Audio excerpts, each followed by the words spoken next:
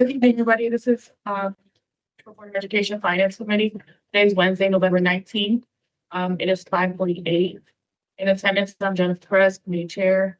We also have Committee Member Willie Medina, Marissa, Esther Mary Jimenez online, board members Joseph Kolovic, Albert Benahan in person, and online Rob Traver and Audie Woodson. We'll get started with approval of the minutes from October 29th, 2025. So move. I'll second that. Any changes, anything? All in favor, say aye. Aye. Now we're gonna have an update from Dr. Abraham on Ms. Nickel on the fiscal budget for 25-26. Thank you, Madam Chair. I just want to give the board and the committee an update. We had a meeting today with the Deputy Commissioner and the three technical assistants gentlemen and the new state technical assistance team, Public Works, and they are helping the district and staff, well, my administrative staff, in developing a whole new transparency budget process that we're going to be implementing this year. I think it's a great opportunity.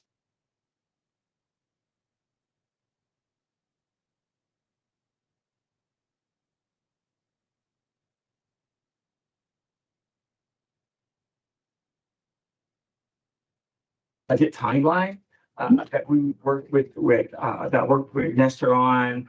But what they're going to do is take that, also take the 34 recommendations from the audit and help us to devise a whole new transparent way of being able to start the development of the budget. So it's a good opportunity to bring principals and directors into the play of how we develop a budget. And so it's also going to probably help the board, because one of the things that the commissioner is wanting the board to be able to do is to go out into the community to talk about budget, the development process, all of that. So we're going to create that whole, budget process timeline. And we're very excited about, we had about a 4.5-hour meeting today just to start the mechanics of it all. And then being able to kind of, I think we have another meeting early December because they want something in place ASAP. And so I think it's important that I share that information. It's hot off the press. We left them about 4 with this whole new process. It's new for us. It's going to be new for principals, directors, for everyone. And I think that's one of the reasons why this new team has come to play, is so that they will be able to have a system in place for the district as we move forward. And then also making sure that process is transparent so that everybody in the community understands it, maybe not understand it, but still have a good flow of what needs to happen, the timeline that we're under to make sure that we're doing and being real specific about what needs to happen.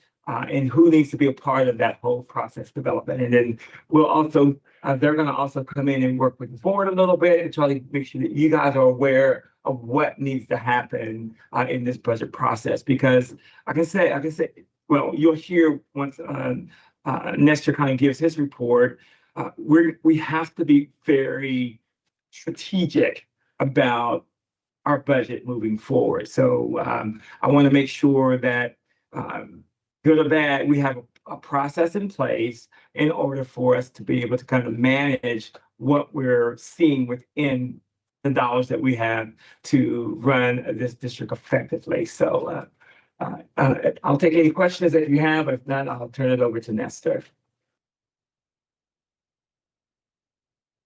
Brendan? Thank you much.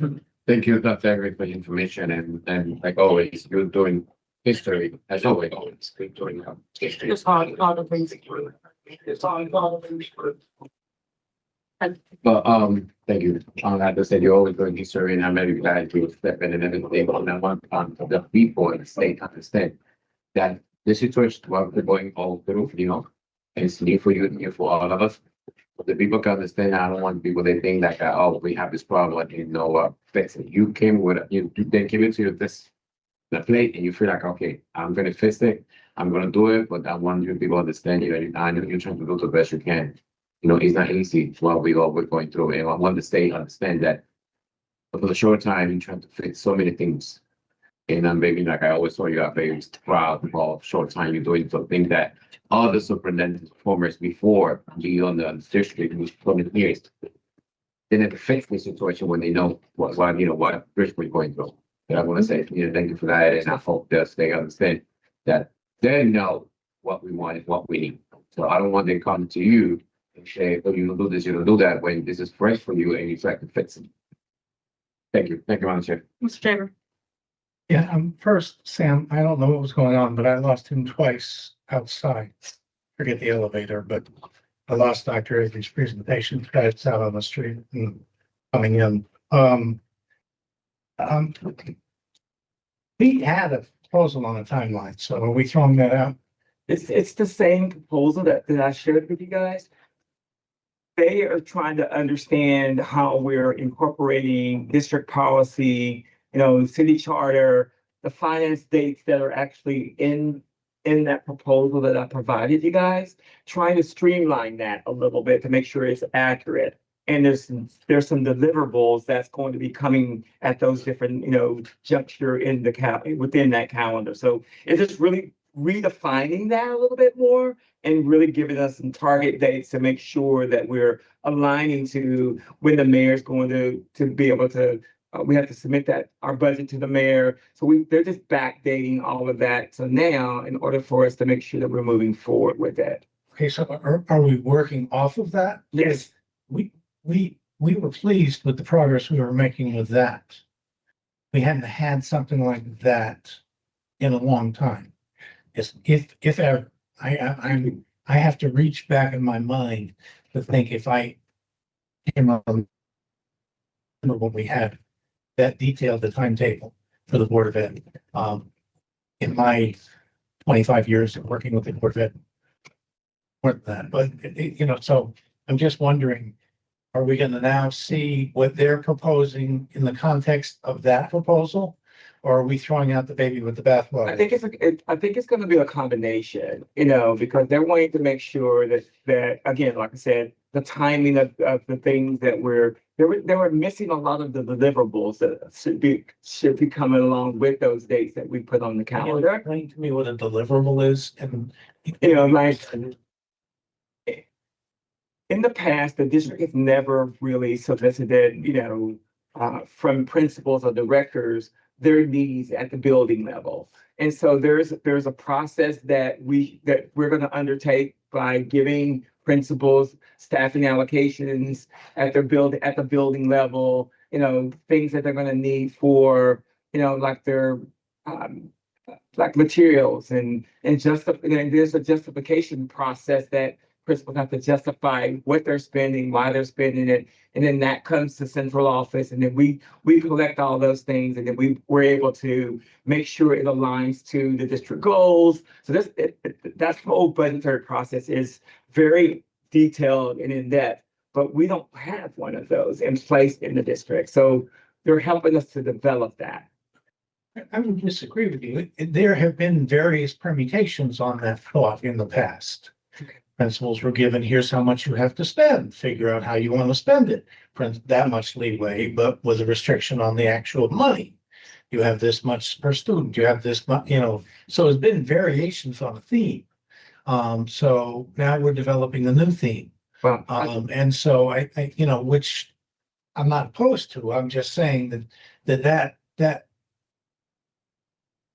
concept has been bounced around in various forms for a long time as to how we decide what the local budget is within a building. So when you say the deliverable, that's why I'm trying to figure out, it's a fancy word. I just trying to understand what it means in real life with regard to what we're changing, because I know you guys had that in there. And so What I'm hearing, the difference is that you said the principal given this amount you're getting. I gave that as one example. I saw principals get, depending on the superintendent and the board, I saw principals given different options over the 25 years that I've been involved as a teacher and afterwards. But you know, I'm just saying that that's one example of what principals were put through over the years. I think the key point here is that there's no current written processes and procedures of what they're going to be doing. So we're setting that up. And there's a timeline that goes with it. So deliverable for me means, okay, on December 4th, per se, this should happen. This should go out to the principals, let them review by December 8th. It's going to be returned to the, so all those things are going to be, and it's going to be a written document that they're going to have to follow. And I think what I'm saying for me is that I thought we were already doing that.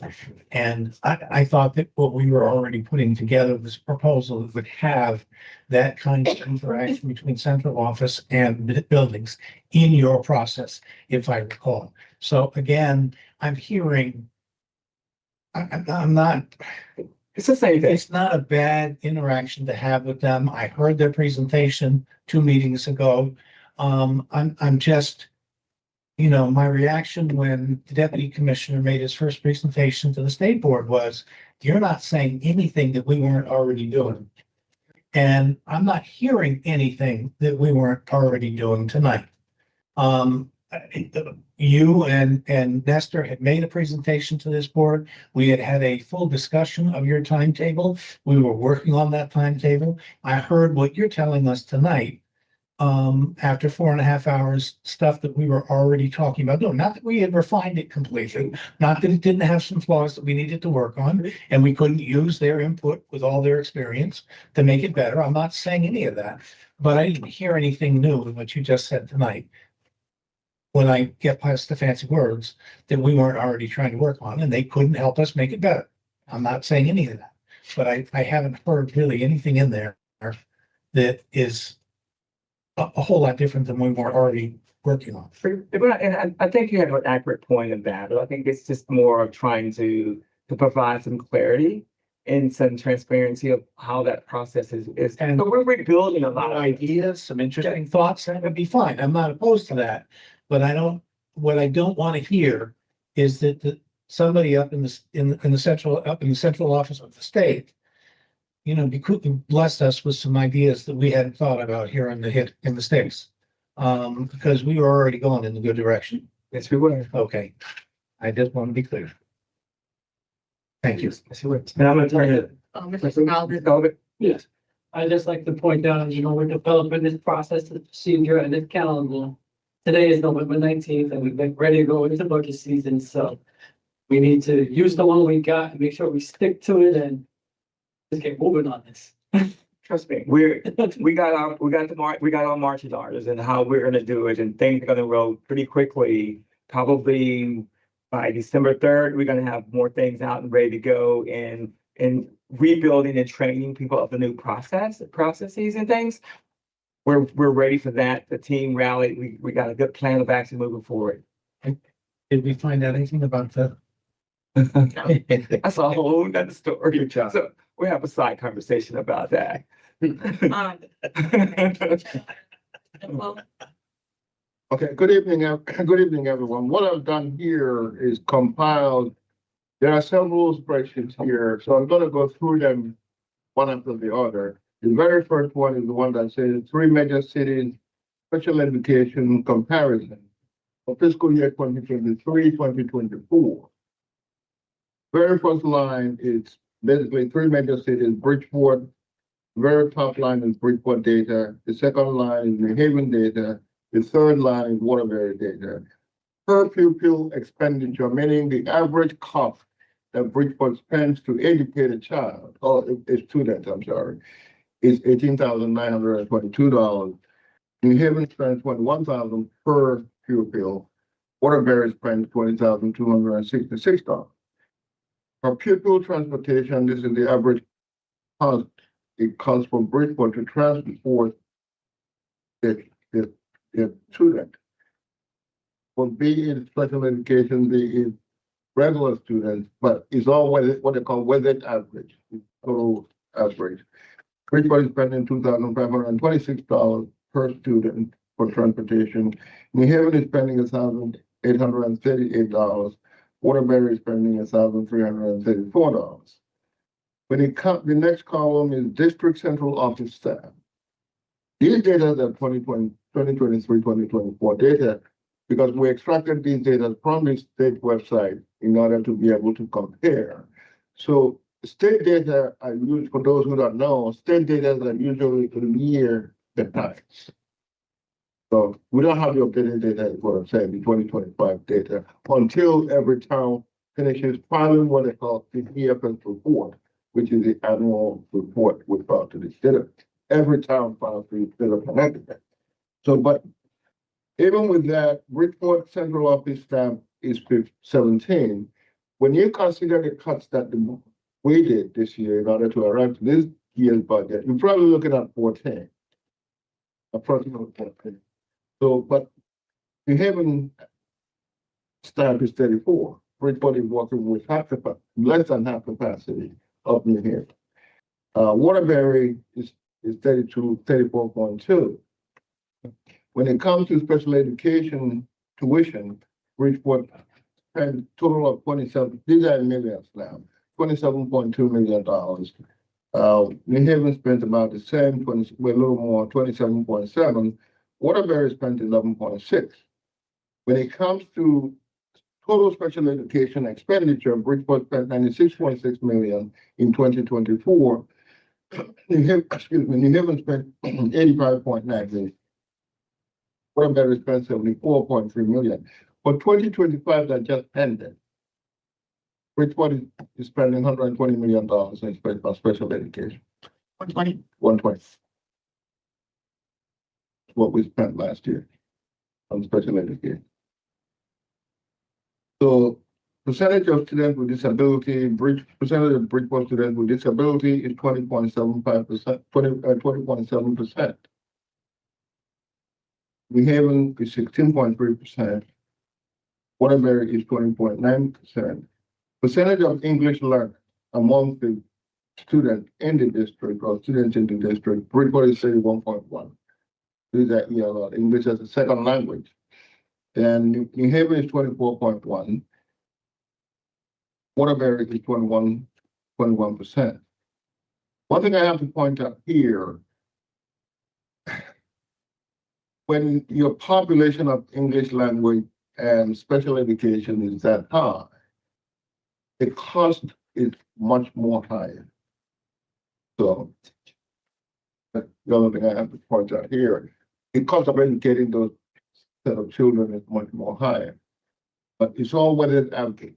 But that's what they call the weighted average, the average cost.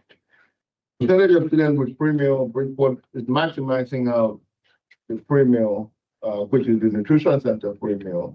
87.5% of Bridgeport students do receive free meals. New Haven, 75.5%.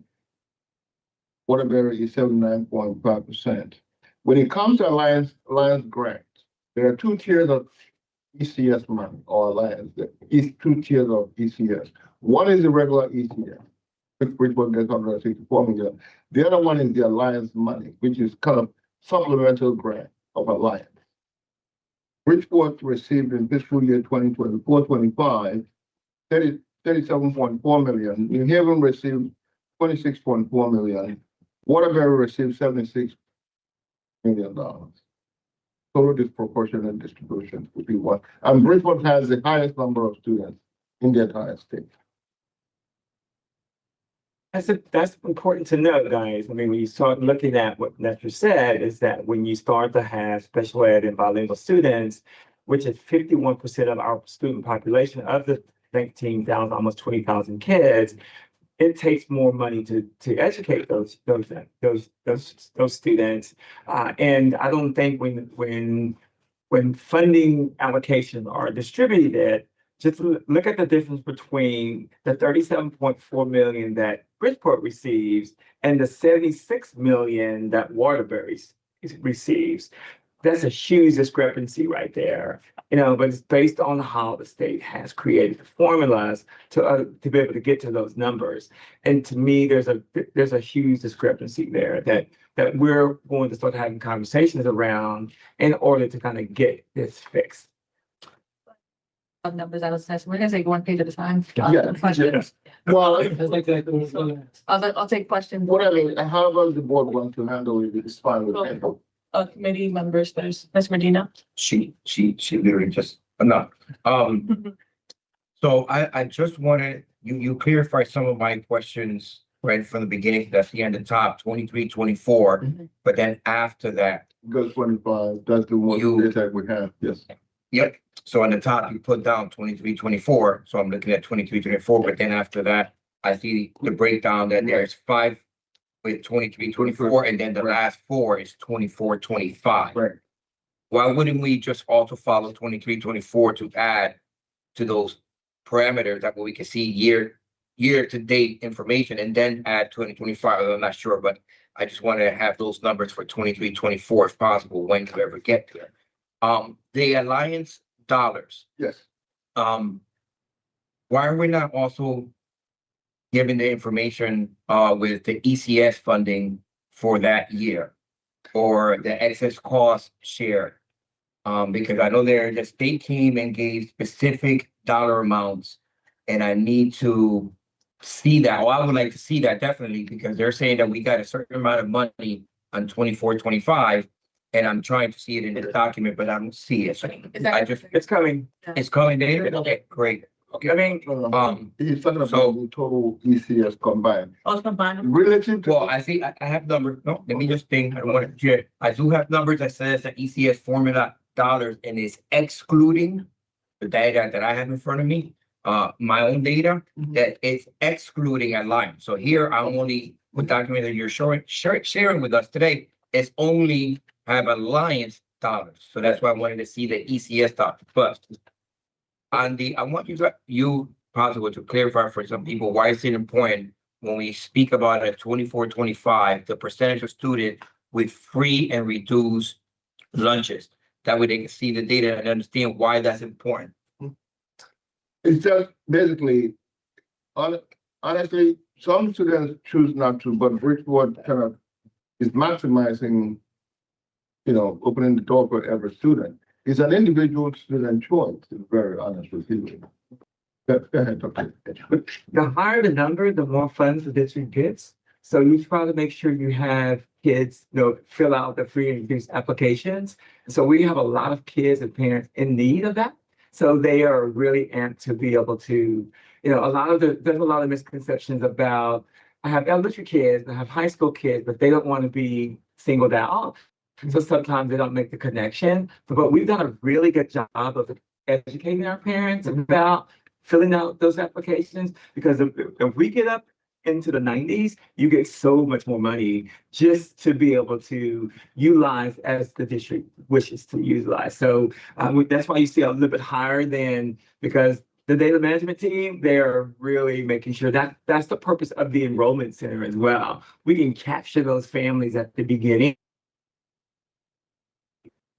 If they need help in filling the application out, we can help them do that as well. So again, it's just one of those things, but that's a really positive number that we need to make sure that we stay in the 90 range. It's awesome. No, so but I wanted him to explain, because that's how we get that extra funding. Absolutely. We get that extra money to take care of the population that we have compared to some of the communities. Here, he's only sharing 3.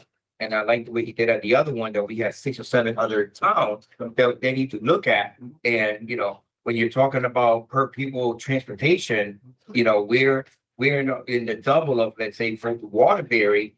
And then when you're talking about staff, they're actually in the double for district central staff. And it's just been a huge misconception and narrative out there that we're spending so much money at the top. Correct. It's like, if we're not have people that we're servicing, and that's what I want the public to know, that we're servicing such a unique population and a number, that we need the staff to take care of what we're handling. It's not like if we're not handling these families, these students that are coming inside of our schools, come to our schools, see the population that we have, the number of students that we have in our classroom. Why do we need more staff?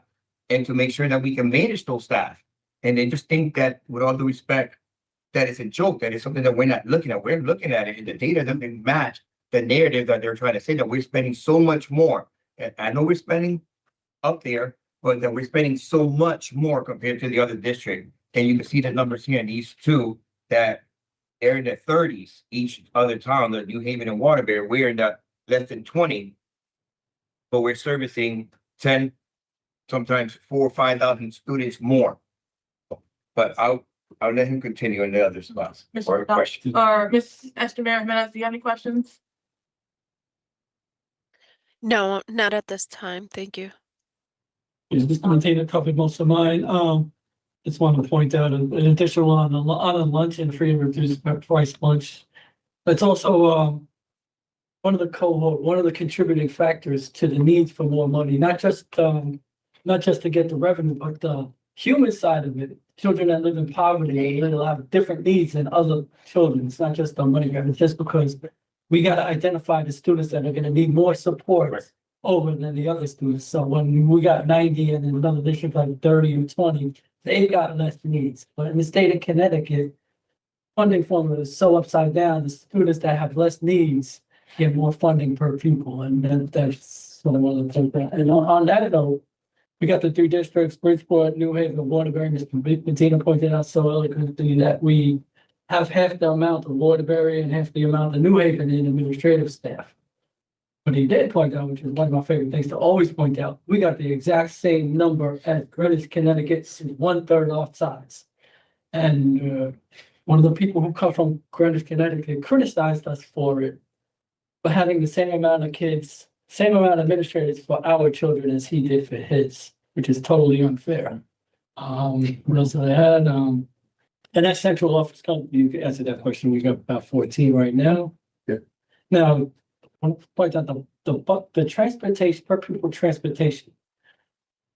What is that a function of? Or is it possible that all the special ed places that are there is closer to them than they are to us? Or are we spending more trips out? Because the populations don't look that. I think that's a combination of things. So I think when you start looking at out of district placements of our children and where they are in those out of district placements, and then also when you're, the number of kids that are actually in need of that. Sometimes when you start looking at 1-to-1, where they have, they may be experiencing behavioral issues for that one child or a number of children, they need that specialized transportation, which is costs a little bit more, but we are still, based on the recommendation from the PPT, we're still obligated to provide those services for them. So it's a combination of things, and that's one of the things as we start, fine tuning the services that we provide in the district, and we look at where these, where the kids are going to, and we have a lot of cross pollination of people live in quadrant 1, it goes to quadrant 4. There's a lot of summing up we're going to do over the next year or so, and making sure that the efficiencies of the routes, who's doing it, who's charging it with the cost of that transportation. So all those things are coming into play here shortly, that we're going to really look at that and streamline that a little bit. And the state's going to help with that, because they're going to cap a lot of your out of district placement service costs, tuition costs, transportation costs. So they're going to put a cap on that. Right now, it's a free willy on what these organizations can charge. Is it possible for us to get somebody to look at Waterbury and see if they got some efficiencies that we can take advantage of that we may not be aware of? Yeah, I think and that's kind of what we're doing, is really looking at, and I'm gonna be reaching out to some of the urban school districts as well, superintendents, because we're sharing some of the same issues. And I think it's important to have that deeper discussion with them regarding, what are you doing with this? Things that I may not be aware of that they're doing, like you said, the efficiency parts of that. And again, that's just, I just joined the urban superintendent leadership. I don't know the name of the organization, but it's all the local, urban size school districts in Connecticut. So that we can be a part of that and understand some of them, what they're doing locally as well. So, but you make a great point. I think it's important to look at and talk with other superintendents that may be going through the same or similar things that we're going through. Thank you. That's all I have on this. Let's start with the fact that Waterbury doesn't have charters. The charters have charters. They do not have charter. say to. They don't have to transport Oh, charter really? school students. Okay. That's I a big did not, cost. I did not And then know you that. notice they have less special ed students. and That's so correct. those two things are factors right away. Right. For their transportation costs, That's what I was gonna say. which I'm assuming is a rather significant factor. New Haven has about the same number of charter schools as Bridgeport. Right. So there, we're about equivalent to New Haven. I don't know what the transfer cost is. And of course, we're comparing a year ago where we don't know what our costs are this year. We have yet to be elucidated as to what the heck we're spending this year. How we're paying for it. So we don't even know. So there's another problem. But with regard to an actual comparison, those two factors alone make Waterbury different than us. So I assume those things come into play. Yeah. I wanted to just ask about the difference between Waterbury special ed and ours. You know, New Haven and Bridgeport are about the same. Yes, I know. Waterbury's shockingly low Law. number of special ed. It's a lot, right? His office. Pardon me, Oh, tuition, you mean? special ed, It's Special education too. yeah, Yeah, tuition. you know, sort of what do they do? To have that number down so low, would be of interest to me. And then, the other thing that you said you're gonna get to is that there should be a column here for regular ECS. You described Alliance as supplemental ECS, so there should be a column here for regular ECS. Regular ACS, we did, they haven't, So then we're comparing oranges and oranges and apple and apple. I know, regular ACS, they have not changed in the last. I don't know what it is, so I can't. Bridgeport is 164 million. We went through it. The total ACS for Bridgeport is 212 million. Right, so here I should write 164 for Bridgeport. How much should I write for New Haven? How much should I I write? had for given, Waterbury? I had given those things. No, I just don't have them. You gave me a chart here that tells me everything I need to see in one place, except you just said, I got all these documents. Oh, yeah, we have it.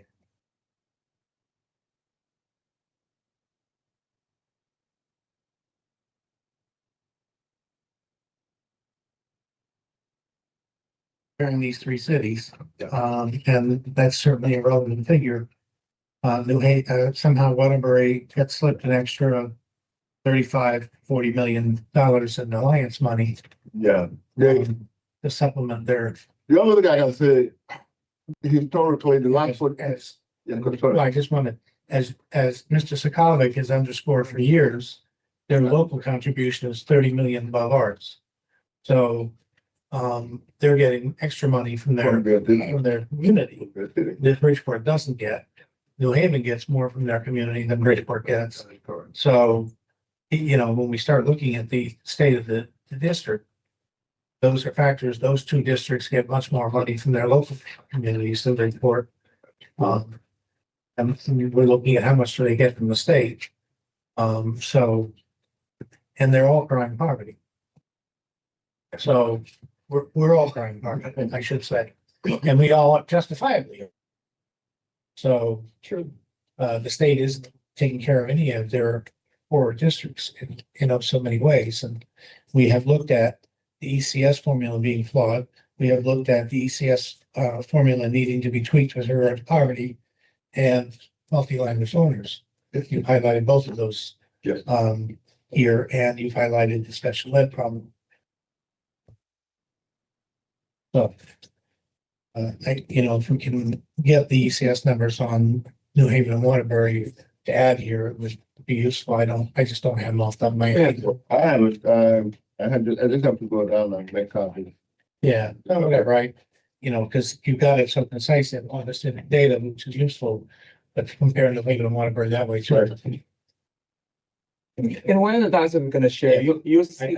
I heard Willie ask. and I thought you meant our ACS. No, it's just here, that should be one more column, said regular ECS for fiscal year 24-25, so that we can see how the three towns communities compare that way too. That's an easy fix. I never thought of it until you said it, Alliance is supplemental ECS, and so it's the regular. Mr. Woodson? Oh, you said it? I just send it to you guys here. Oh, that's the one, just tell us. Well, You sent that. You can look. Mr. Woodson? oh, okay. Thank you. I like the, information and, I like to know what other, other cities are getting to compare. But I don't, I think I don't like to waste too much time, figure it, like trying to, like, just say, like wondering why they got so much and why that's different. Like we know we know the formula is wrong. It's not, equal to what everybody else gets, and it should be flipped around. But I think that we should spend this time, focusing on our own finances and how we can, fix what we can control. Because even if we do find out how much Waterbury and New Haven gets, even if we go up to Hartford, by the time we ask for money and talk to representatives and stuff like that, a whole year go by. So but during that time, we have to save what, $40 million or $60 million for the next budget. So I think we should spend our time trying to handle what we can control rather than what we can't control. Thank you. Okay, the next page here, if you want, the next it's a bigger page. Basically, what I compared here is the IDEA grant. IDEA 611. There are two IDEA grants. One is 611, one is 619. The next page is 619, but this particular page we're looking at, you're going to see on top, it says IDEA 611 on top of the header. Okay. Again, I highlighted Bridgeport, what Bridgeport is receiving, and I put each individual town. There are 9 major towns that I'm comparing here. Each individual town total number of students for fiscal year 2024, and the average per pupil receipt over the 7 years period. Basically, the average is basically divided the total that each town received over 7 years divided by the total number of students. That's how you get the average per pupil ratio for the 7 year average. So Bridgeport, Hartford, if you can look at the total, Hartford received a total of $46 million. Bridgeport received a total of 40. You can go down the line and see what each of the towns received. Then you can equally go over and see the total number of students for each town.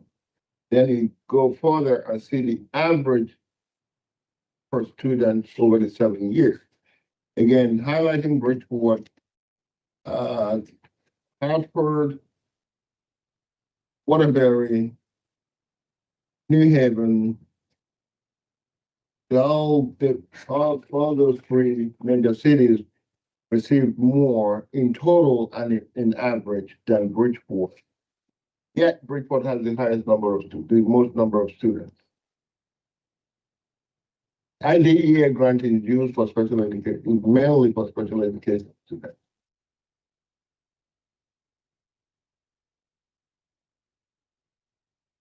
If anybody doesn't have a question, I put it next. Go down. What I did is slapped on a historical distribution of Alliance grants again amongst all these major towns indicated over there. Over the last 4 years, these are what each town received. In fiscal year 2023, Bridgeport received 24.7 million. Fiscal year 24, they received 28. Fiscal year 25, they received 37. Fiscal year 26, which is the year we're in, they received 48 million. However, if you look at what other towns received, Waterbury, look at what Waterbury has been receiving over the years. In fiscal year 2026, Waterbury is receiving $86 million. Yet look at the student population. and yet look at their average receipt compared to Bridgeport average. Their average receipt or student average receipt is $4,673.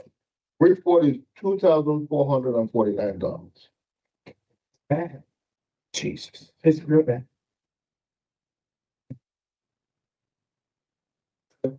So what I did is the total number that every town, all the 9 cities or towns will receive in fiscal year 2026 is $367 million. Then the total number of students in those 9 towns is 120 million students. What it means is the average that each town, if you do the average here, the average that each of those towns, each student in those towns is receiving is $3,045. Yet Bridgeport is receiving $2,449. So I kind of took a little further step and said, if Bridgeport average receipt over the 7 years is $2,449 divided by the 9 towns average, Bridgeport ratio is 80% of the 9 towns average, 80.43%. Then I went a little further and said, okay, let's flip the coin and say, if Bridgeport the average that each of those towns receive, multiply the average of $3,045 by the total number of students in Bridgeport. Bridgeport could have received $60 million in Alliance grant compared to the $48 million we received this year. By the law of averaging, we're shortchanged $11.7 million. I don't know if anybody has a question, we please. And this is the story we're getting ready to tell. And this story is going to be very painful for people but it's the story that needs to be told. I mean, in your face with the numbers, data doesn't lie. It's right here. But no one's wanting to explain the rationale behind the differences between a $48 million payment this year, there's an $86 million payment to Waterbury. And so that is the explanation that is needing to be put on the table. So we better understand that, right? So that's kind of why these sheets are going to be, every time we meet, we're going to be able to kind of go through them and make sure people truly understand what they are, and we work from there. I think that's still just like So if anybody, importance of sharing the data, Yeah. right, comparing districts, so Right. that we can show how much we are short. that's correct. Yeah. Talking about it, Bridgeport is shortchanged, unless you put it in empirical data comparison, that's the only way you can show it. That's what has been demonstrated here. Then you have Alliance. Sam, 619, idea 619. Oh, okay, sorry.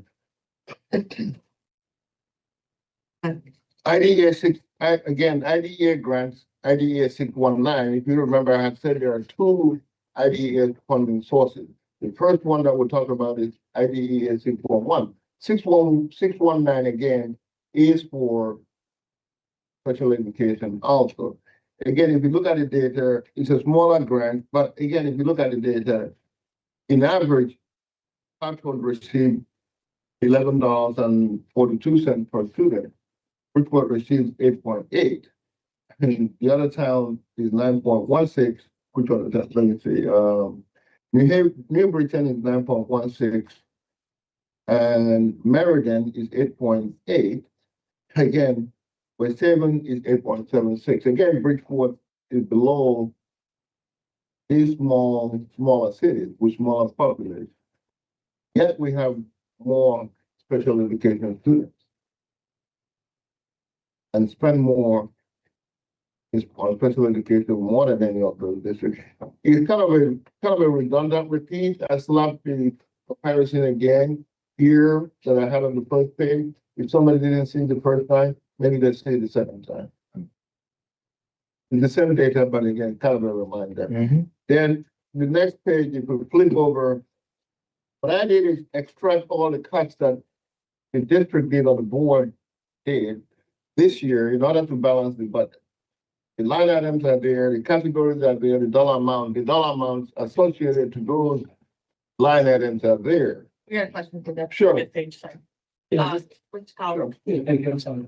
Yeah, just got a question about the 7-year pupil average. So the idea is mostly special education. Yeah, mental question, yeah. Can you, can you give a quick, definition of the acronym first and then? I don't even know what ID, what, do you know what ID is? Disabilities education. Yes. Okay, thank All you. right, so, Yes. so what did, Thank you, what Madam does it look like if we just average the number of students with disabilities rather than the whole population? I think that would be a little bit more, Do that. Well, okay, because. well, it will be worse. Right, because if there's a It big will disparity. be worse. It will be worse.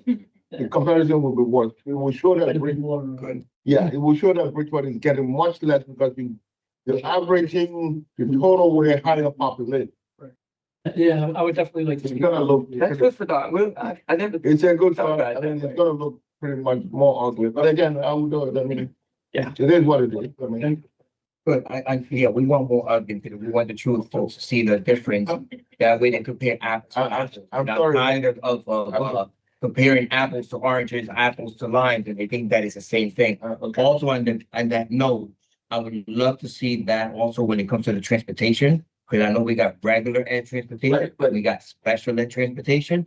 To see that difference when we talk about transportation, if possible, I don't know how hard it is. I know. That means, That may be a little difficult. that means I have to go and find the other town special education population and I mean, we can look at their EFS report.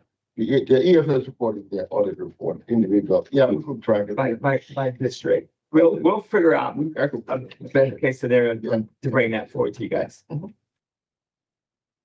you know what? Mr. Woodson,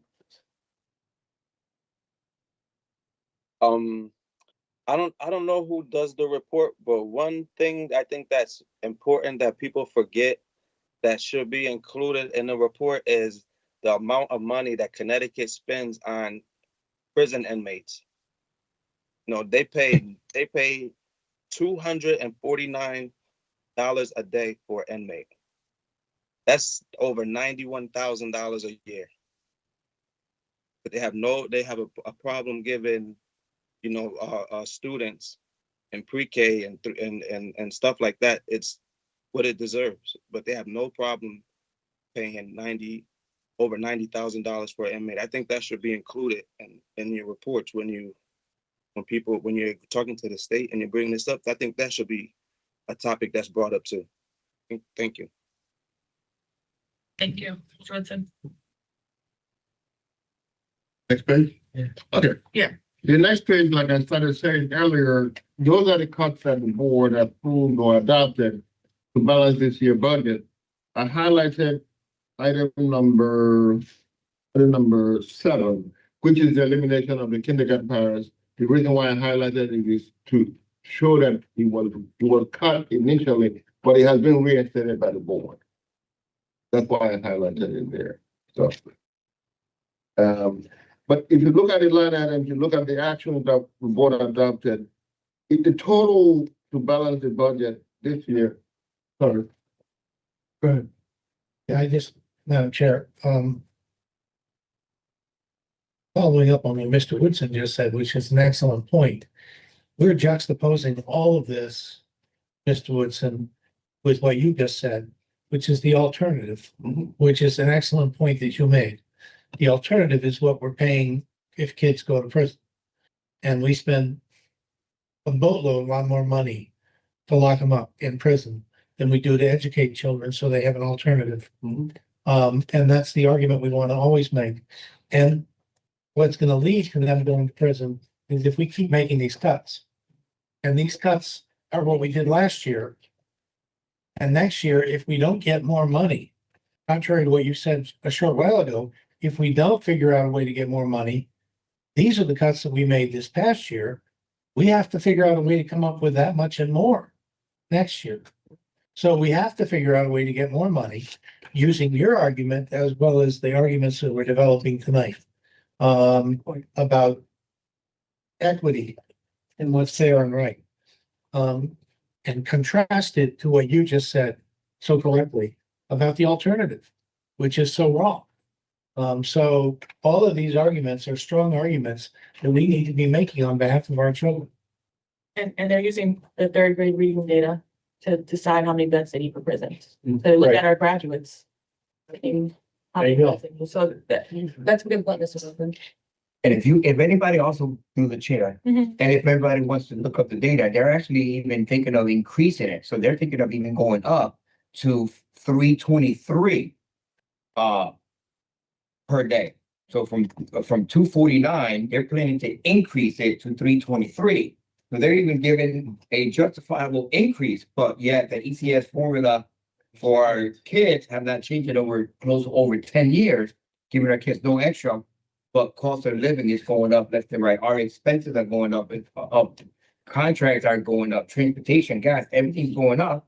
But yet they're setting it up for the prisoners to take care of them, but they're not taking care of our kids now, before they get, God forbid, to that point. So all in all, if you flip to the next page of the operational cuts, in total, the board did cut $33 million in order to balance this year budget in expenditure, or program reduction, with combination of both, I should say. Then we use 9.5 million of the internal service fund, which is the insurance fund or surplus, if you want to put it that way, that we had. So we kind of used $42 million, if you want to categorize it as cuts this year in order to balance this year budget. Yes, we did receive $11 million in the line, additional $11 million in Alliance grant, but let's not forget the total deficit what the board started with last year or this year that got adopted was $67 million. That's the total deficit that work it on to bring it down to balance. So I know people are gonna say, but you received $11 million in Alliance grant. When you start with a $67 million of problem or financial needs, $11 million, $3 million from the city of Bridgeport.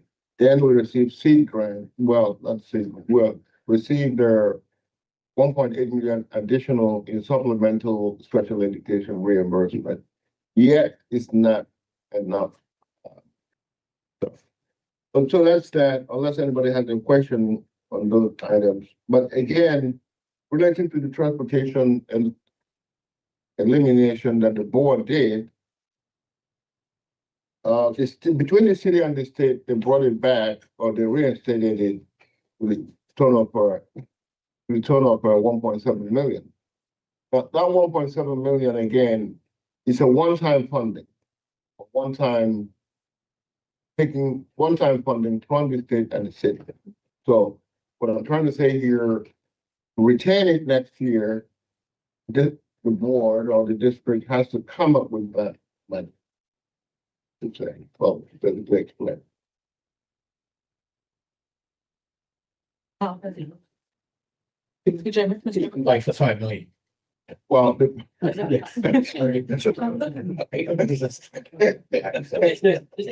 along those same, it's along the same vein. You say it's the 1.2. Then we gotta come up with it, but 1.7. 1.7, I'm sorry, yes, correct, 1.7. But according to the newspaper reports, which is the only information we as a board were subject to the contract know about, the number was, I think, 875, if I'm not mistaken, or somewhere Yes, there, yes. amounts, and 875 saving that's being kicked in by the state. By the city. Right, for For fakes. 869. By the city. So now on those additional 869 minus 1.7 on the additional savings going throughout this contract for the next 2 years, the contract that we're gonna be responsible for after the state leaves, But, or we still don't know that. well, I had a meeting with We Transport today, and we're looking at what we can do to, reduce the cost in the upcoming years. That's either coming back and revamping the actual contract or looking at ways to be able to, within the contract, save in order to kind of give back some of that to the district, whatever. So we're in negotiations right now just to look at that and what we can do to kind of make sure moving forward, we're good to the end of the year.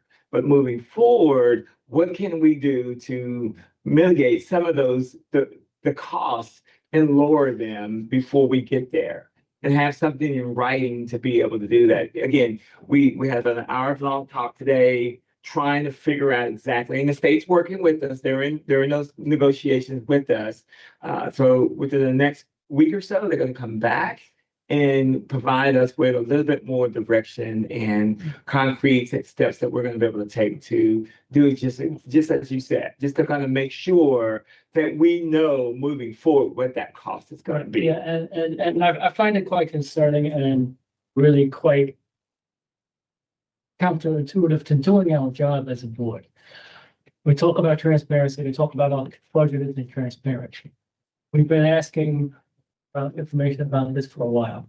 I literally filed a Freedom of Information request with the state about 2 months ago, which has not been fulfilled, to see the contract we as a city are privy to, and it still has not yet been fulfilled.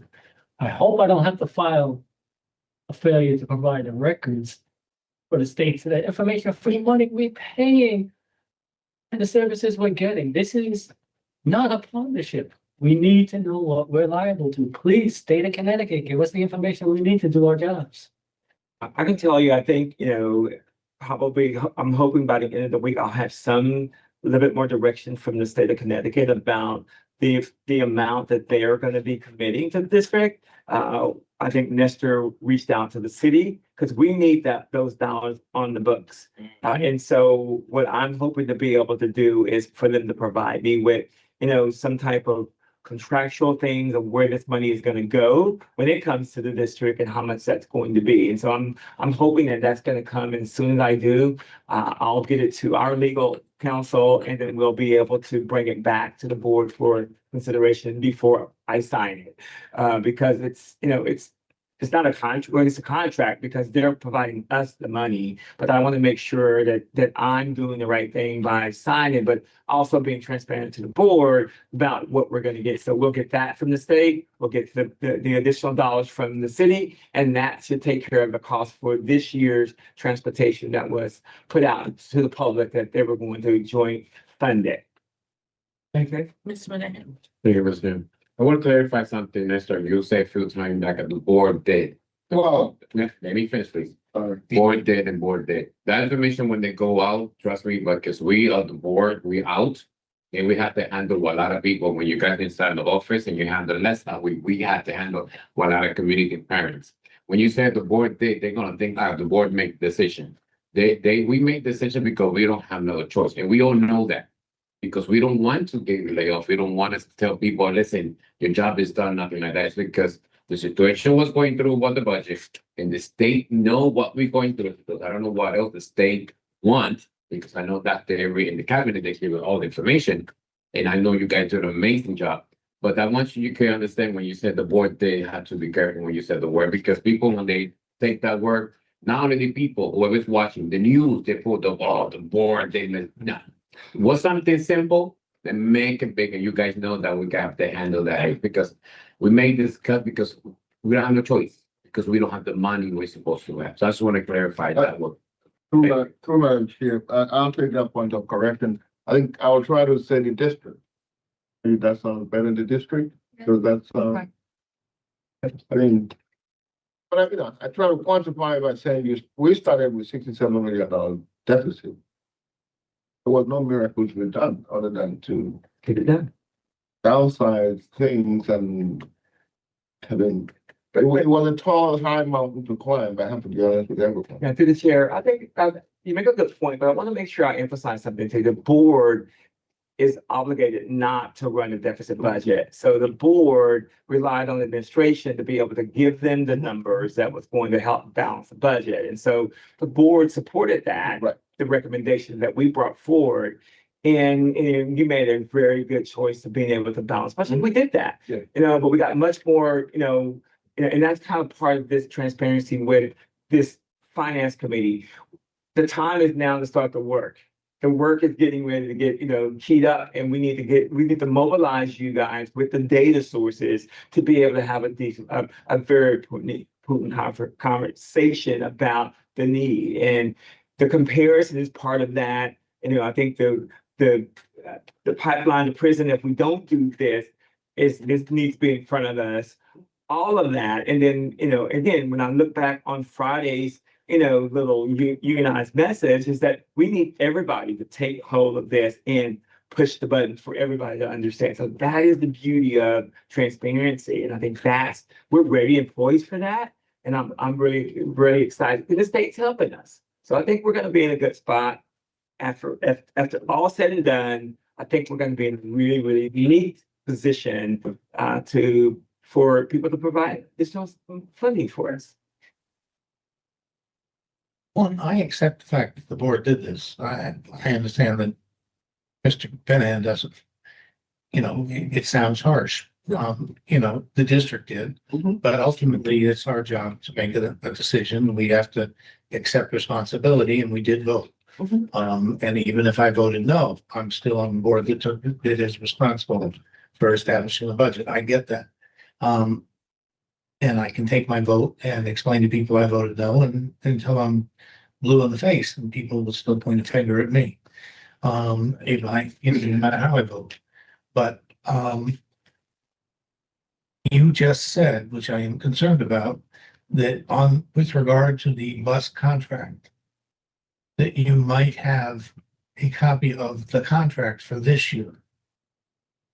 No, I don't have a contract By the end of the week. I'm hoping to get some more direction from them because we've asked for the monies, and so we have to get the money. And so we asked the city as well. I'll have to follow up with the city as well as I have to follow up with the state about where is that $800,000+ because we have to sum up our budget, and we're Okay. needing those dollars. And And you're so trying to put that to bed. I'm trying to get it behind me. How can you sign anything without us voting on it? Absolutely, that's what I'm saying. Okay. So If you have that all tied up and you're able to see it, I mean, he's asked to see it.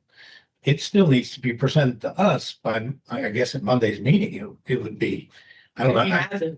If he has, yes, I get that. No, I understand. He's as much a victim as we are. I'm not suggesting anything different. I'm just being clear because I thought you said that you might finally see something well, I'm hoping to tangible on both by the sides. end of this week. Yes, I sir. get that. I got that. Yes, sir. I'm not trying to suggest anything different. Yeah. But then it would still need to be brought back to us because at some point, we're the ones, for the reason that Albert and I were we still need to approve it. Agreed. And so, no matter who is generous to us and trying to help us with the problem at the beginning of the school year, we still need to see what we agreed to in the final, and know what we agreed to that Joe hasn't been able to get a hold of a copy of through the FY process. So I just, okay, I wanted to make sure. No, we're good. What you had said. Madam Chairman, there was a time about 5 years ago, I think 4 or 5 years ago, 6 years ago, when the city kind of chipped in to reinstate transportation. I remember that. What was the way it was handled? We transportation sent a bill to the city. That particular invoice of I think $1 million, I can't remember exactly the amount. Yeah. They sent that invoice for that $1 million, to the city. The city paid it directly.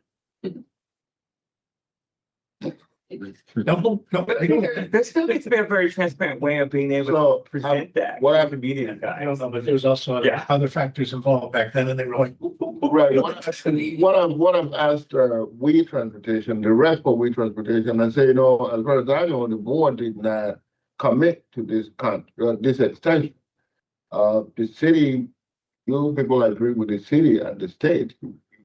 You better get ready to prepare separate bills for them.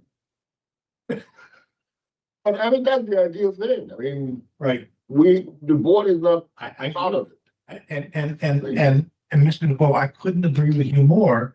That's the way I understood what happened, is the city and the state stepped in and said, we'll take care of this. Yes, And so we really don't have anything to vote on right. because they said we'll take care of it. And we need to see that they've signed off on an agreement that says we're taking care of this building. You know, it's like when we're sitting at the lunch table and they say, don't worry, I got it. Okay. I got it. Thank you. Okay. So that's the way I look at it. I mean, okay. Mr. Collins. Yeah, Brenda brings up another question. Surrounding the city's contribution and a little loan called the MVR. The last time the city stepped up and gave money to save transportation before an election, Right. it was added to 1 year only. And then the next year that money disappeared. And the only reason we did not have to cut busing that year is because COVID struck. Now the chickens have come home to roost and now we got another set of money that's may or may not be in the ECS, in the MBR for next year. Through Madam Chair, if I may clarify it, let me make it clear. That $875 that the city committed to will not and is not part of the MBR or minimum budget requirement. It's allocated under the city's operating budget. That one line item, not on Board of Education. So it has absolutely nothing to do with the minimum budget requirement. Why not? It's an in-kind contribution. Madam Chair. That's the way they're treating it, in-kind contribution. We don't need to spend a lot of time on Yeah, this right. tonight. The fact is, I don't think Mr. Nicole is right. I think at some point we're gonna need to legally resolve that Yes. question. But the cards have been dealt on that question and it will need to be looked at legally. But I think you're wrong on that one, Mr. Nicole. And I think that Mr. Sikalovic has raised a correct point. And it doesn't matter whether it came out of the city's operating budget. So I think that that's a matter for the lawyers to resolve, not us here tonight. No, okay, all right, let's move on. The last, flip on to the last page. This is where basically what I've done. Question is here for clarity, I went back to historical data as to how much revenue, these are in millions, I'm sorry, these are in millions. Because if I start putting on the zeros, it's never gonna fit in this. So I kind of truncated it to million. So where you see 164 million in fiscal year 2019, that's 164 million that of the East, okay. This is where the ECS is tiered up into two. Yep. Yeah. So you have the 164 in fiscal year 2019, 164 in 2020, 164 in 2021, 22, 23, 24, 25, 26. Now, as far as I know, for the last 20 years, that particular ECS allocation has not changed for any district in Connecticut. At least 13. I don't know about 20, but it's been a while. They don't change, that formula has not been changed. That's why when they want to give you money, they give extra money on the alliance. That's why they created the alliance. Funding. They won't change the They formula. won't change the formula. There's been a lot of conversation around changing that formula. So I think there's a lot of political support around that needs to happen sooner than later. And I think that's what we're going to hopefully try to kind of capture as we start presenting our story as well. So that's kind of my thought process a little around how do we mobilize? That is a way that we're going to do it. And my conversation with the senator yesterday was around that, gave great pointers of what we can do to kind of do that, but having conversations with people at Hartford that makes a difference in how we change that. So it was really, really good conversation. And I'm pleased to, again, I'm just trying to mobilize how we do this, and then I will bring everybody into play for how we move forward with it. So a good conversation. The next line underneath is the alliance allocation to Bridgeport. Fiscal year 19, 18 million, fiscal year 20, 20.9 million, 23, fiscal year 21, 23.22, fiscal year 22 is 24.75, 23, 24, 25, then 26, which is this year, we received $48.6 million. Alliance. Addition, go ahead, so. Favor? Yeah. I believe I have to go back and check what the date was of the last major court challenge. Where basically the Connecticut court said, listen. You know, there was the chef case. Sheriff Buzzard's on legal. No, but then there was a follow-up case. It was about it everywhere else in the state. Waterbury. And no, Okay. no, it was not Waterbury. It actually, my daughter was asked Oh, to be a plaintiff in the nineties. Hmm. And it worked its way through about 15 years ago, 15 years ago. okay. There was a ruling, and the ruling was, yeah, you're right. This is wrong. But the court was not, the court was not gonna tell them how to fix it. I remember The that. court kicked it back to the politicians. I remember that. Yes, I remember. And the politicians haven't fixed it. And I believe if we went back and looked, we'd find out that's when they started using this alliance. Yes, fix. I remember That that. did not Yeah. fix the ECS formula. But we'd have to go back and double check to see if that's an accurate description of what happened historically. And so, you know, it is time for them to fix the ECS formula, which is supposed to be what's fixing. And you saw this past session where they kept the ECS formula in 80 communities that don't qualify for the ECS formula. Yes. Because they were whining about it, but they don't qualify. They're suburban communities that don't need it anymore. They're held So- harmless. Yeah, that's the way they call it, held harmless, but you know, what it means is we're gonna continue to give you money. So I do think that we need to keep pushing on this issue because the state is in a position where it can, you know, 15 years ago, the state was stumbling out of the 2008 economic downturn. And, you know, everyone was talking about how slow it was to recover from the 2008 economic, but now it's recovered and it's robust.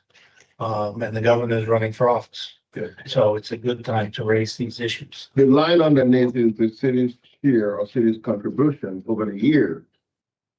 This last year, the following all the way through this last year, the city gave the district additional $3 million beyond what they gave last year. That $3 million, let me clarify, that $3 million increase the city has to maintain it.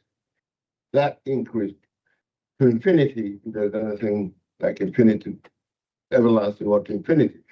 They cannot fund the district less, a penny less, or they will be in violation of the minimum budget requirement. And if I, Madam Chairman, and the other thing I meant to ask is that I believe is the jump in alliance in the last two years you report here, is that the result of us finally correcting our,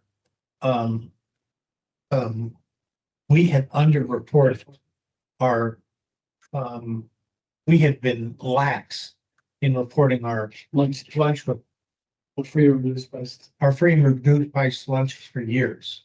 We had failed to report accurately the number of children that qualified for our free and reduced price lunches. And we only fixed that in the last 2 years, as I understand it. Okay, Yes, they made some adjustments in Alliance because they realized there was so much inequity. They said, we're going to fix the formula. That's what the word they used. We are going to fix the formula to bring some equity in Alliance with the good. but I ask you to take a look at what our free and reduced price lunching numbers were, because I believe, talking to legislators myself over the last 2 years that I've been on the board, that we only began to accurately report our free and reduced price lunch percentages in say the last 3 years, the years that I've been on the board. Before that, we were severely underreporting the number of children who qualified due to a budgeting reporting.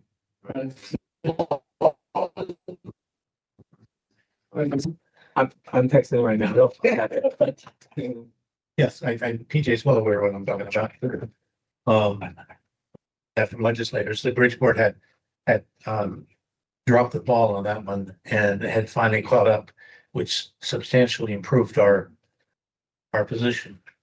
But I hadn't heard it, so I'm curious as well to kind of see if there's a because I can go back and look at what was funded at those times In and my mind, begs the when those question, numbers change. did that jump our alliance contribution too? It wasn't just the generosity of the state, it was us improving our position in that area. Well, I mean, two minutes here. In that case, we are still ahead of Waterbury, but Waterbury is way ahead of us and they're. Oh, there's other factors. I would agree with you, but I'm just looking at what why our position improved so dramatically. It's important to know that. It's just a comment. Yeah, and I could give a little another piece of history because I was here and involved in recognizing it. What had happened is there's a certain cutoff where you go to 100% district. I'm gonna make up the number right now, it's not gonna be accurate. Say once you hit 70% reported as qualified, we stopped counting. However, when we stopped counting, we were getting 75%. Again, that's not an accurate number, it's just like a ballpark. But when we started counting everybody and making sure that we had an accurate number of people, the children that were in poverty that would qualify, that's what boosted up our numbers. BJ, the department provided the bills. Exactly what it's like. Okay, but all in all, let's go to increase, the total increase in the district received when you combine the three revenue sources for each year. In fiscal year 2022, we received 3.95%, 3.95 million increase. In fiscal year 2021, we received 4.5 increase beyond what we received last year. Fiscal year 22, 3.53. Fiscal year 23, $2 million, 3.01 million. Fiscal year 24, 5.7. I'm looking at the total revenue, the total annual revenue. It's the second Total solid annual revenue. box from the top. When you combine the three revenue sources, Okay, yeah. yeah, sorry. Fiscal year 25, we received 11.49 million increase. Fiscal year 26, we received 14.2 million, and 3 million of that was from the city of Bridgeport. The other 11 million was for the alliance increase. So, but when you look at it, the whole thing, in 7 years, our total revenue increase is $46.52 million. When you divide it over the 7 years, it comes up to $6.6 million annual increase. However, when you go to the expenditure side, total increase in expenditure over the 7 years is $123 million. You divide 123 by 7 years, your average expense increase is $17.63 million. Automatically, you're negative almost $11 million every year for 7 years. That's 70, almost 80. And people wonder, how did Bridgeport get here? Because they've been underfunded, they were getting less in revenue, way less than what they were spending. However, they were able to sustain themselves by doing some serious operational cuts. If you look there, in fiscal year 2020, they did 4.8 million operational cuts. Fiscal year 21, they did 4.7 in order to balance the budget, not to run a deficit. Fiscal year 22, they did 12. 23 is actually a combination of operational and use of as some money to offset things. It became obvious in fiscal year 2024. Jesus. As somebody was pretty much social workers and everything, then yeah. Through the chair, let me emphasize one thing. I think it's so important here. When you look at the dollars and you look at what the supplemental grants are supposed to be used for, guys, because of the lack of funding in Bridgeport Public Schools, Bridgeport over the last 7 years has been using the supplemental dollars to impact the classroom, to hire staff and pay for staff because of the operational deficiency that we have.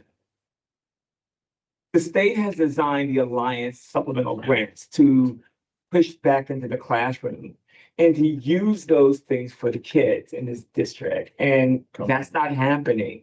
We're not using those dollars to help teachers and help kids get the services and things that they need in order to maximize academic growth. That's the story right there. And so I want to make sure that's clear, because I think that is just the most heartfelt piece that we're not getting across to people, because supplemental grants are for academic growth. And that's why they're targeted to those 14 turnaround campuses, guys. It's targeted for them to use to help improve academics.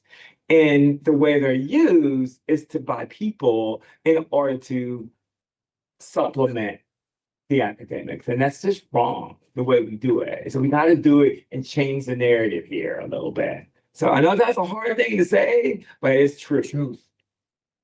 So said. Chamber? Yeah, and I've seen this done. This is depressingly, I mean, it's really. This sounds sick. I like the way you've laid this out because you can see it so clearly. Mhm. I've seen this done comparing it to the cost of living too, which is equally tragic. We don't keep up with the cost of living either. We fall further and further behind the cost of living. But here you see it. So just to put another cost of living on here. Is there? So the cost is, okay, the projection for this year includes the cost of living, and for next year, it includes the cost of living. So, Would you mind missing it, Dr. Right below the annual revenue increases, go down to itemize the annual expense increases. You see the salaries, 3.5% COLA steps, health insurance. each year, No, but I'm talking about the national cost of living, just the sort of standard used in society that, affects police, firefighters, everybody else. We don't keep up with that. So it's just a standard that everybody in society can relate to. We're not keeping up with that, and that's just sort of a standard that everybody knows. But I agree with you. We don't keep up with our costs. I get that. But I've just seen it done in different ways. I've seen it done comparing departments in the city. And, we don't do it in any way. So I just think this is just tragically well done. And so what you just said is correct. We have to supplement to do what we can for some kids and not for others. And, we really need the resources to be able to do it for all our kids. This is Calvin. Yeah, I'm gonna push back a little bit on that statement because, all in this tragic and the money is meant to supplement and not supplant. However, we are put in a position where supplementing is supplanting and supplementing at the same time. For instance, let's take a dollar that's provided to ed psychosocial services. We were forced to cut from our operating budget X amount of number of psychologists and social. However, we still got the supplemental grants, which is going to backfill to hire the person. Dollars are fungible. They gotta go anywhere. Just because it's dollars for an extra person, when we lay somebody off, that person that we bring in is an extra person with that supplemental grant. So the dollars are being used not improperly, not tragically No, it's not. different, but we're being forced to. I just wanted to change the narrative, not your thoughts on it, but the narrative seems like. You had stepped out the room when you said that. Oh, I said that part of you coming in, but I think, but no, you're right. But it's, again, it's just one of those things where it's laid out there, just like you said, we're not supplanting anything, because That's what he is. what is put in those supplemental grants are eligible items that the district can use to do that. So there's no supplanting going on, but it forces us to choose to use the supplemental dollars in a different Okay, I get you could say, okay, we're for that. So I'll change my beginning and I would like to reinforce with that being. Yeah, I want to, let me share, let me give you guys the lunch count perspective. In 2021, we had 67% of the free and reduced lunch applications completed. In 21-22, it was 65.2% of those applications being completed. Repeat that number, please. 60. In 2021, it was 67%. In 21-22, it was 65.2%. In 22-23, it was 80.6%. In 23-24, it was 86.2%. And in 24-25, it was 87.5%. And I know PJ's department, with Dawn and her team, the goal is to get to that 90%, hopefully for next year as well. But that is just a pretty, steep goal, but I think we're close. So we're going to keep pounding to try to get more there, because I think there is some dollars tied to that in order to get more dollars into the district. If we can show that we're going to add more kids to the needs list for lunches, it helps with everything else that we do across the board. So I just wanted to kind of, get that to you while it's hot on the press. And if I could, Mr. it goes one over if you look at that table now. Okay, you see, okay. You're seeing the 80% goes to 28 million, the 86 goes to the 37, the 87 goes up to I think it starts to go, you're seeing it leave. I think there's some connection there, which you can elaborate, look at between the three of you with PJ. And I think the other part for that, which is a huge part, is when we write grants, because that number is higher, you have better chances of receiving grants for that purpose. And that's why you see a lot of community partners wanting to partner, because they know that we can actually qualify because of the need. And that's a huge thing that the grants department is looking at now as we move forward with things. And we're getting some really good responses on some things that we'll be bringing to the boards shortly. So I'm very excited about that. Good. Thank you. Let me go back to where it says itemized annual expense. There's couple of line items I would like to point out. Yeah. Under the salaries and step increase, the $7.6 million is 1 year increase. Next year, there will be another about $7.7 or $7.8 million increase. In addition, those are in addition. Whether the district likes it or not, they have to come up with additional $7.7 to $7.8 million next year in order to honor the wage increase or wage agreement increase they have with the teachers and the employees, or bargaining union agreement. I just wanted to make that clear. So people are going to say $7.7 million. It's in addition. We have no choice. We do. We could lay off. We could lay off a commensurate amount of staff.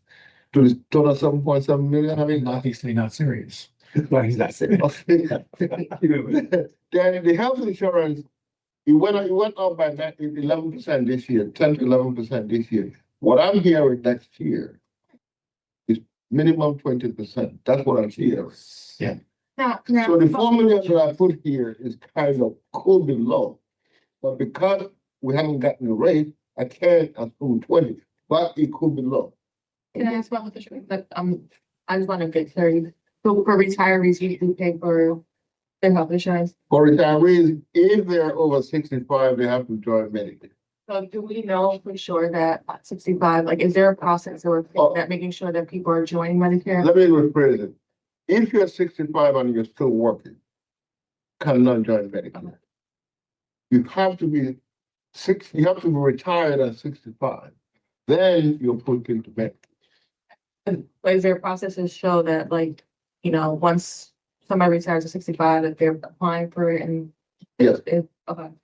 Is that something that And we're looking at that issue. So that's the whole issue. Somebody can be paying. yeah, okay.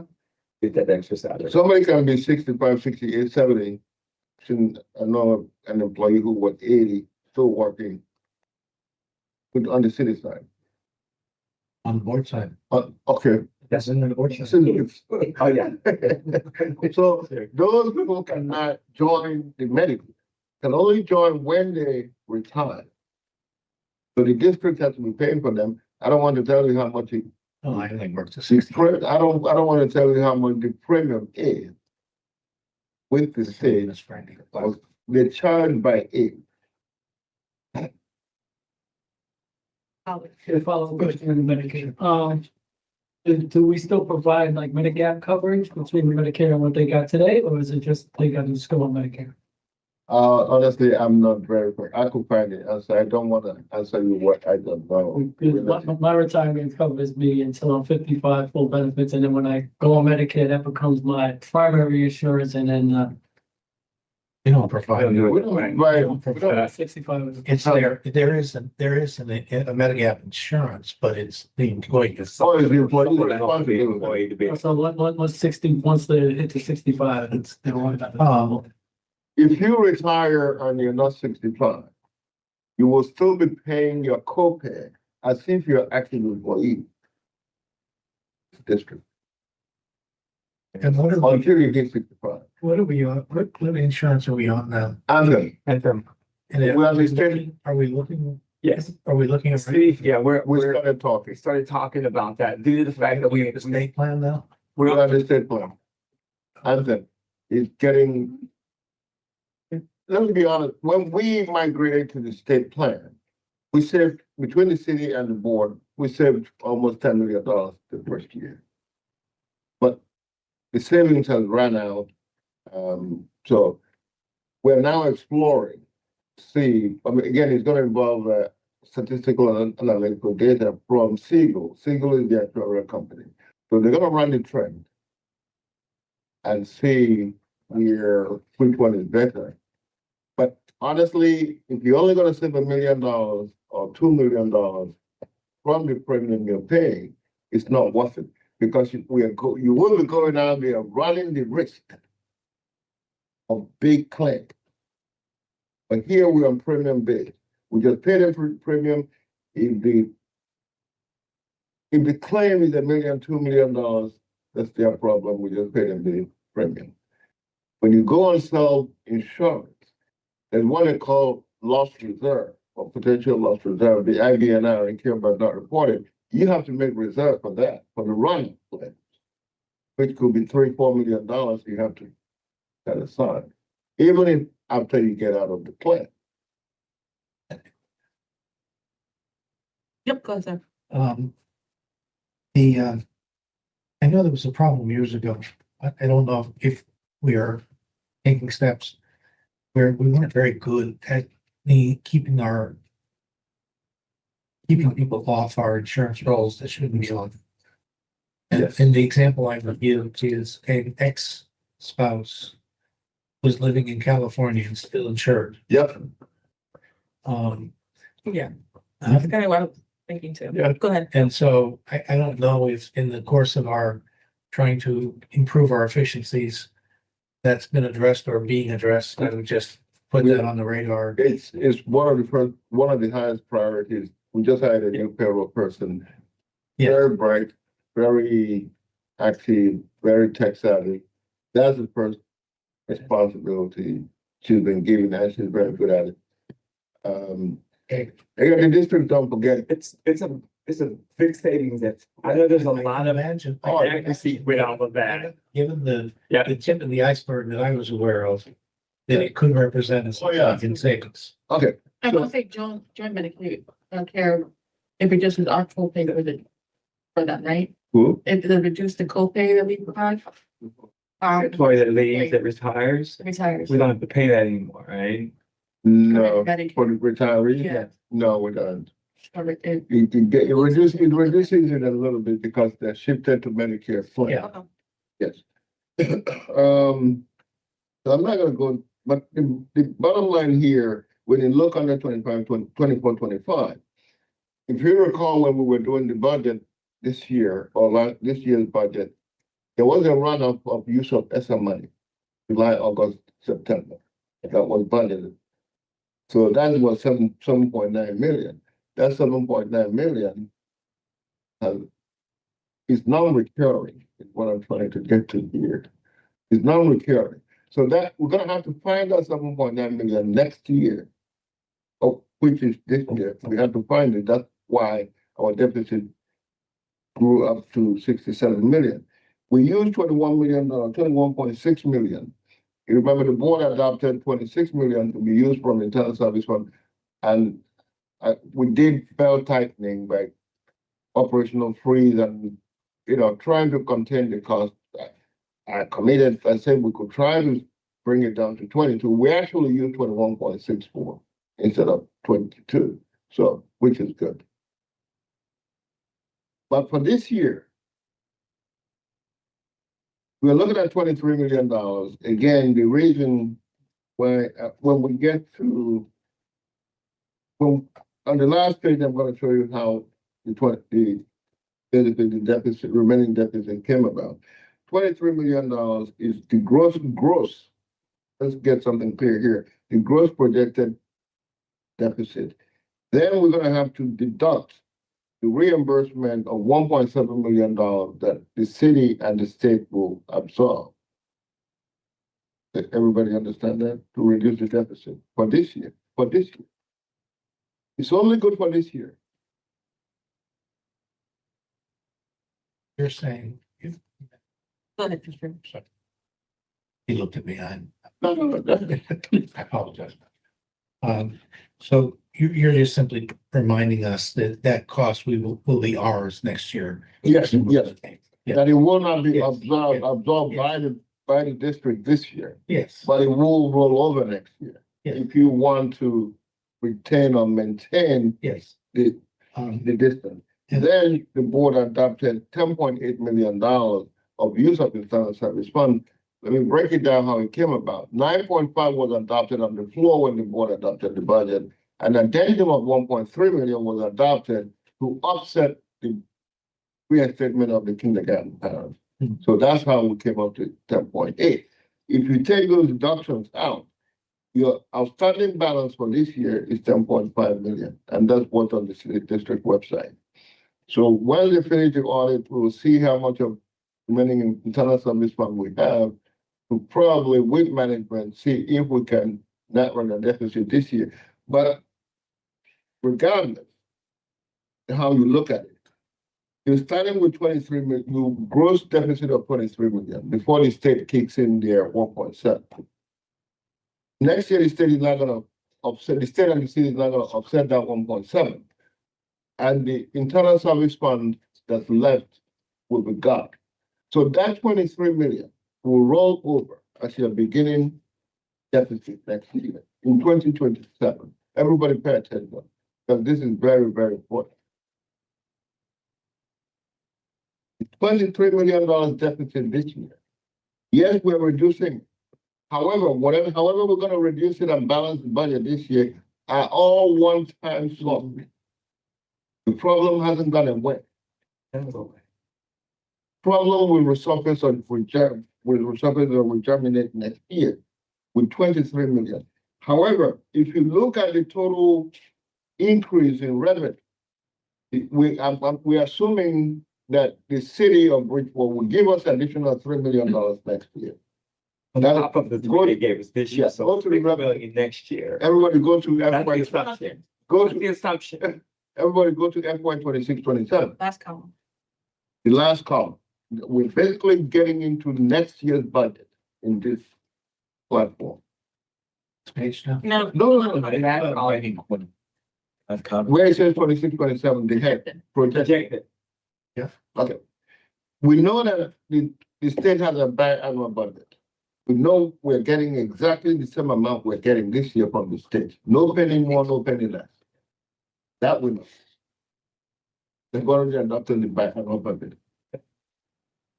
So the city, we are assuming, will give us additional $3 million next year. Assumption, not guaranteed. So we're only getting $3 million in increase in revenue next year.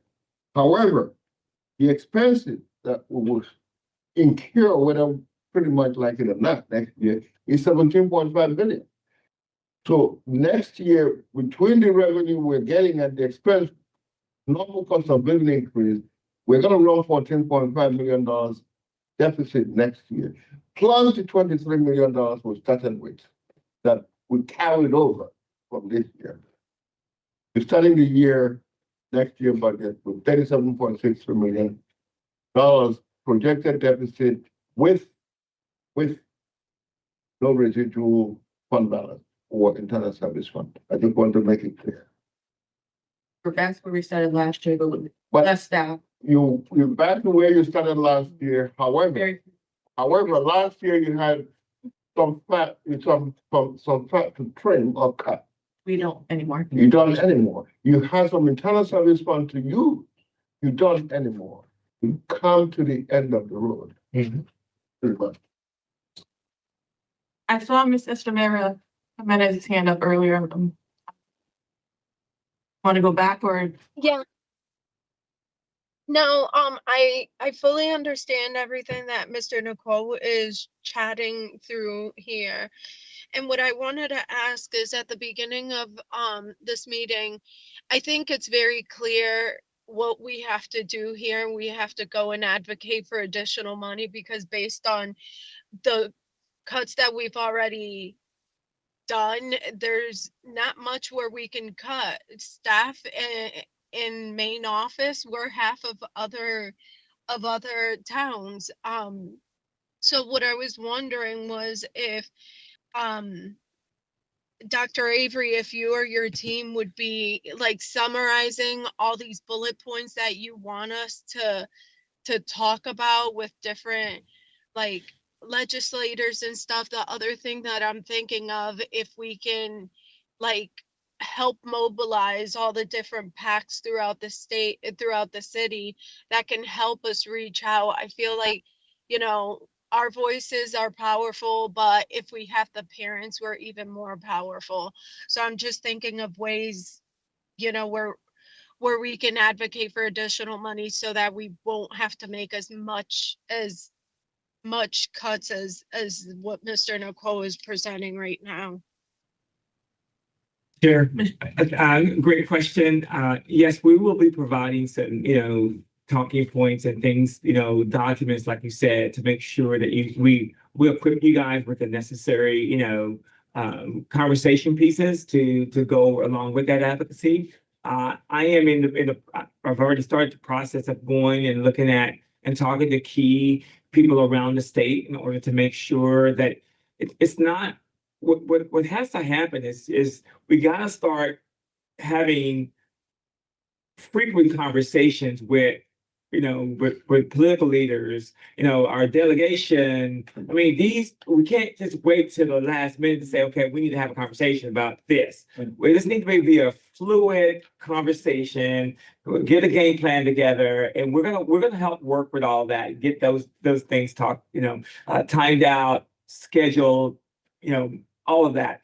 I think one of the things I know the board chair and I've been talking about is how the board's going to get out there and do some things with the community and talk. I think equipping you guys with this type of data and having community meetings, that's a great way to bring more people involved with it. So I think we're going to do all of those things, and any suggestions that the board has, let's talk a little bit about that and figure out how we can maximize those and put those into play as well. So great question. We're still trying to strategize on some things, but time is of the essence. And so we've got to start doing a little bit more faster. And we're going to do that. So we're going to make sure we equip you guys with it and it all come together. So great question. Excellent. Thank you. Yeah, I think this is very well laid out. It underscores the extreme nature of our circumstance. And, I feel relieved. I mean, on the one hand, I wonder why the heck I ran from board again. And then I feel relieved. On the other hand, because we were in the last legislative session, we had one arm tied behind our back by not having a budget. Now we know going into the fight well in advance. We're not waiting until, January, February. We're going into it in the fall, knowing exactly what we need and why. And I don't know the extent yet because I haven't had the discussion, but I know in this past special session, just this past week, the legislature not only bent the guardrails, they broke the guardrails and passed $500 million. And then because of the vote down in Washington, they don't need that $500 million. There's some of that money, that's what I haven't had a chance to have that discussion with the people I need to have that discussion with. There's money available out of that $500 million for other purposes. Because it's not available for the purposes it's not needed for the purposes it was passed. Because that money's now going to be coming from the feds. So we need to figure out how to redirect that money for the purposes that we see it needed, which is our schools. That discussion, as well as the understanding that in the next legislative session, there is huge need and understanding in the legislature that this issue needs to be addressed.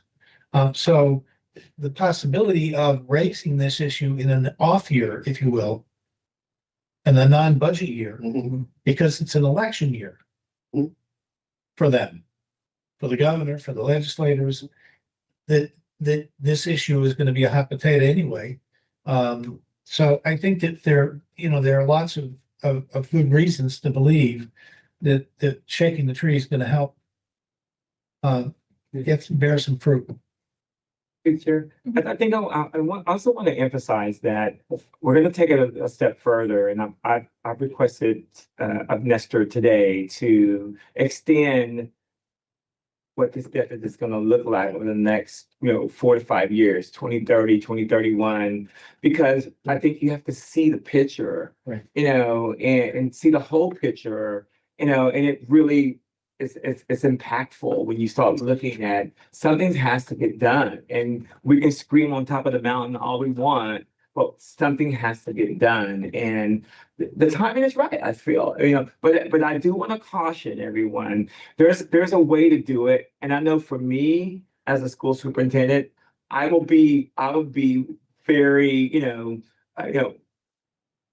direct and positive about how the message is about the fight for kids, but again, I'm just a portion of that. And so I will keep that, and I'll try to keep everybody on a level playing field, because as we do that, we're going to advocate for our kids. And when we do that, I think people will listen if we do it in a way that's going to be meaningful for people, right? So, but I'm not everybody, so I can't speak for everybody, and people have their own way of doing business. But I will do my business at the utmost the way I know how to do my business, but I can do my business really well. And I'll make my point, and I'm going to make my point, because this is important for us, for me, and for the city of Bridgeport and the school district of Bridgeport. So I just want to put that out there, Madam Chair. So, But as you know, I attended a Charters board meeting Monday night. And I had the same discussion I had last spring with charter school proponents. They're in the same boat with regard to the money. And we were looking at when you were meeting with the 5 mayors last spring for the 5 cities, we were looking at $57.2 million coming to Bridgeport in that CCM proposal. And that would have given us the 30 million plus another $27.2 million. Yep. We were dreaming about improvements in the schools. $27.2 million worth of improvements. absolutely. And when you look at that down the road, that 5-year projection, to be able to start thinking not just about next year, wow, if we had 27.2 million next year, what could we begin to do? But to do that for 5 years, well, I mean, to just start thinking about what our children could could start to see and do with that kind of money, restoring the kindergarten parents in every class, restoring the social workers and counselors, getting the additional tutors and support staff, doing other it just you begin to paint a picture that everybody can think about, seeing how our children can get what they deserve and the opportunity they deserve and the education they deserve. Then people, yeah, I think that's a great idea because that's what moves people. Yeah. Is when they see what could be that they're not getting is really important. This is Samira Menace. Yeah, I'll be super quick. I did want to touch on something that Dr. Avery and Mr. Traber just touched on. So I'm just thinking in terms of advocating and messages that resonate. We should go to the table, not just asking for 1 year's worth of, funding for a school year. If if the governor is up for re-election and legislators, we need commitment from them for enough sufficient funding for the next 5 years because our kids deserve consistency. Like we can't be Amen. having these conversations every year. Where are we going to cut? It's not fair for them. So I just kind of wanted to say that, like, we should go to the table asking for multi-year funding, multiple years worth of funding, not just one. Thank you. Madam Chair, I'm just gonna kind of extrapolate or move these numbers just to give everybody an idea, right off my head, to be honest. Assuming the city of Bridgeport gives us $3 million in fiscal year 2027, extra $3 million. Extra $3 million in 2028, extra additional $3 million in 2020, whatever, 2029. That's $9 million cumulative increase, assuming they do that. The debt and the state budget still stays the way it is. In 2027, you're gonna have a deficit of 37.63 million. 2028, that deficit is gonna compound because your net increase on expenditure is $14.5 million. Assuming the city gives us additional $3 million, add that $14.5 million increase to the $37 million, up to $52 million in 2028. Carry that $14 million increase again to the next year. That's under the assumption that the city again gave us additional $3 million. You're up to 66.67 million in 2029. Push it one more year, you're up to 82 million by 2030. If the state maintains your budget. And on the assumption that the city is giving us 3 million each additional minimum, I should say, minimum additional 3 million each year. Mr. Woodson? It's a scary number. Yes, seeing that, like you said, we trimmed all the fat that we could trim. Really, we need to start, looking at other things that we control. Like I said, we don't really control what the legislator do. We don't control what the governor does with the 500 million. We don't even control what the 5 million that is supposed to be ours from the state. So I think that there's, avenues of ways that we could try to save money. I remember Mr. Garcia saying that we had done facility studies. What are these facility studies saying? Are these buildings, repairable? Are they not repairable? Should we close them? Is it time to start consolidating to save money? A lot of these buildings are expensive to run. They're costly with electricity. They're costly with heat. It's time to start, getting our house in order by using the means that we have instead of asking the state and trying to shake the tree and seeing what we get. And but that's not guaranteed. So thank you. Ms. Collins? Yes, okay, I'm gonna do a little bit of redirecting here. I've heard the term cut the fat quite a few times. We haven't cut fat since 2016. We've been cutting bone. Librarians are not fat. Paraprofessionals are not fat. Psychologists and social workers are not fat. Curriculum and instruction is not fat. These are necessities. We have not been cutting fat. We were cutting bone. We are getting ready to start cutting limbs. Literally limbs off our educational body due to the underfunding.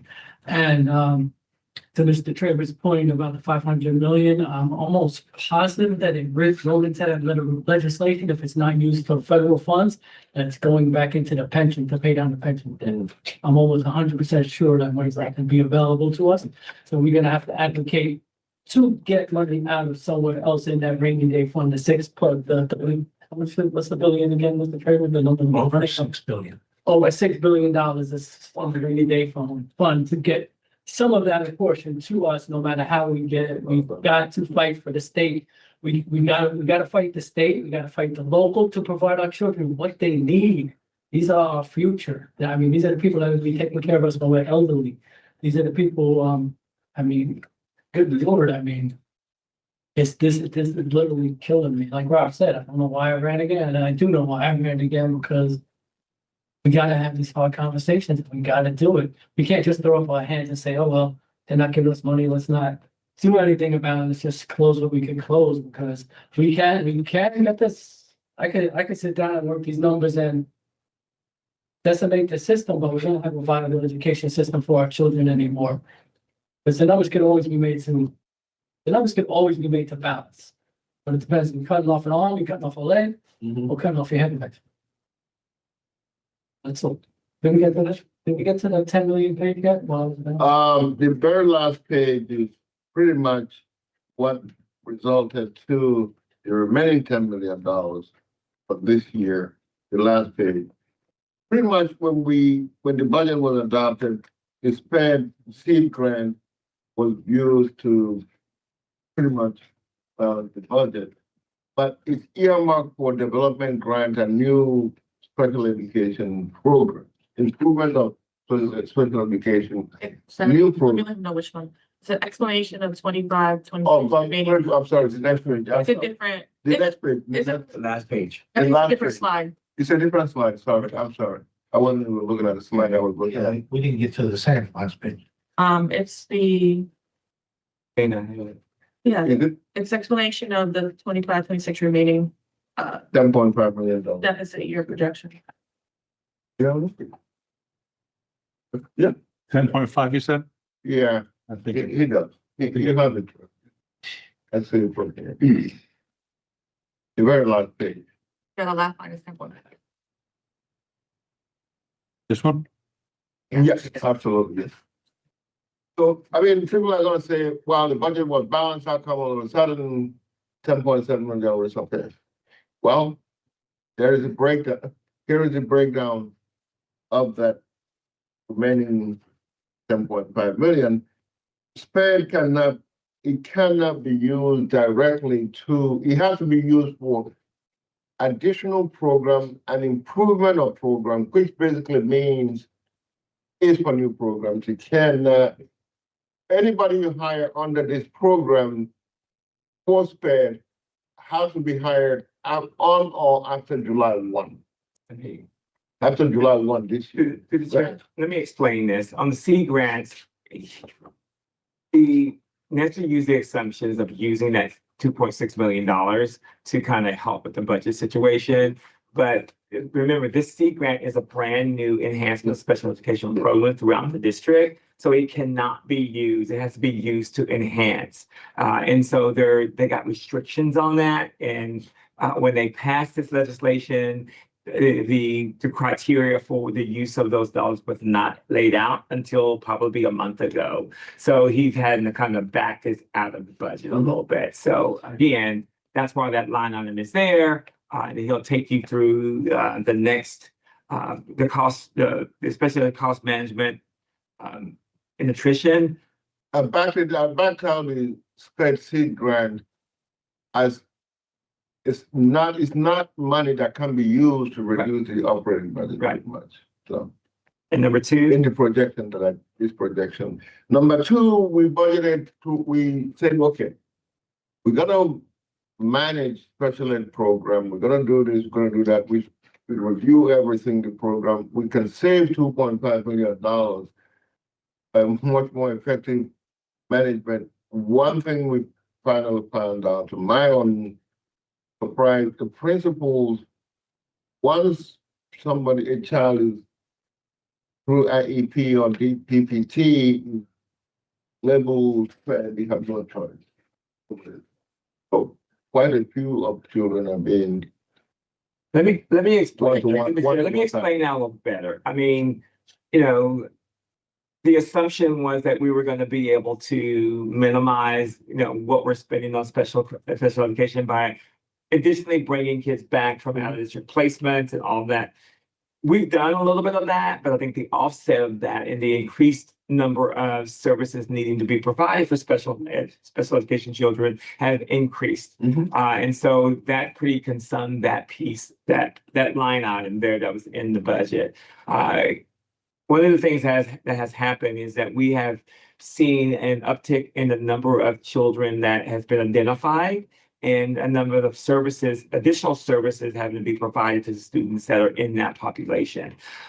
We are close to New York, New Jersey, so we have a lot of families transitioning over from there to Connecticut, into our district, in the urban hub. And so we see an uptick in that cost. And so that's what that line item is. So he's trying to explain that a little bit. But I wanted to make sure I clarified that a little bit more so that you understand that line item. And then you can go down to number three. Number three, we budgeted between operational savings, tightening our belt, shutting down, out of state seminars and all those things, and attrition, because we have quite a few vacant positions when the budget was done, but we had to fill those positions. We had to fill those positions, pretty much almost all special education positions and teaching positions were filled with certified teachers. We filled over 100 something vacant positions when the school started. So what I'm trying to say here, the lump sum attrition savings that was factored would not occur in its entirety because most of the positions have vacancies that was filled. But that's not to say, as we go down the road, that's not to say we wouldn't have a little bit of attrition, but it's not going to be to the magnitude of what we had budgeted because we feel we only have like 30 something or 40 something vacancies or less than 40 vacancies now of certified teachers that we need to fill. However, they're still being filled with long-term subs, but we are still hiring even till tomorrow. We are still hiring teachers till tomorrow, certified teachers. So the goal is to staff all the classes with certified teachers, but it does cost money. It will affect your attrition. The next one is, 20 teachers, again, during the budget process, we said we're going to reduce, going to reduce 20 additional teachers. Well, and since the state came in, openly, full staffing was required.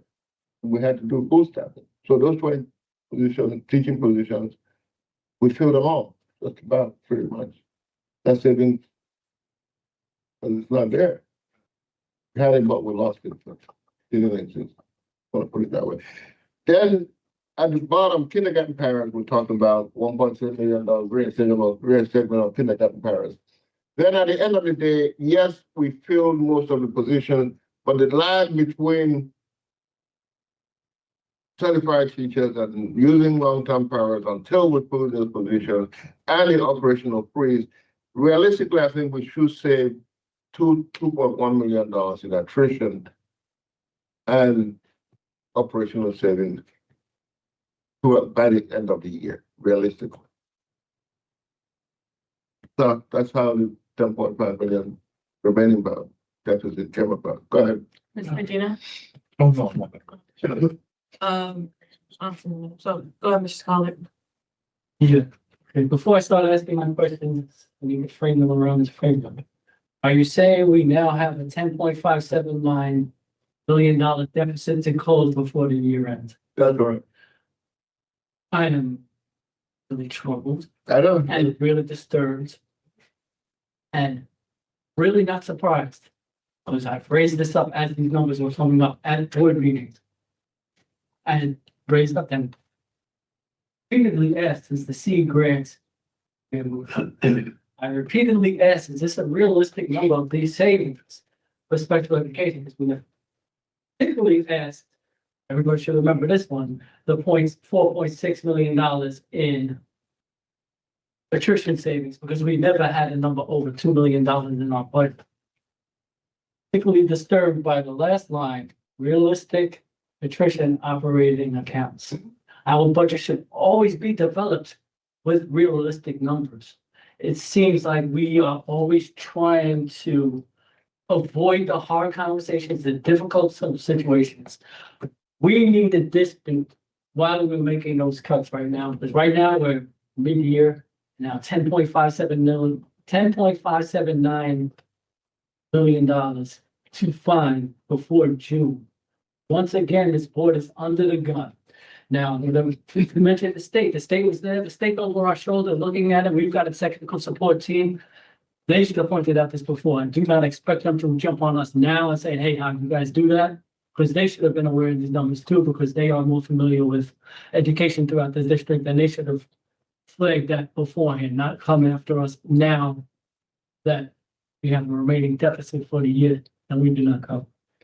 That being said, question now, I'll get to one question from the reinstatement of the kindergarten powers at 1.3. Why is that in the calculation? That should be a wash with the ISF that we voted to use if we did not have the money. That should be a wash, should it not? You know, then double check that.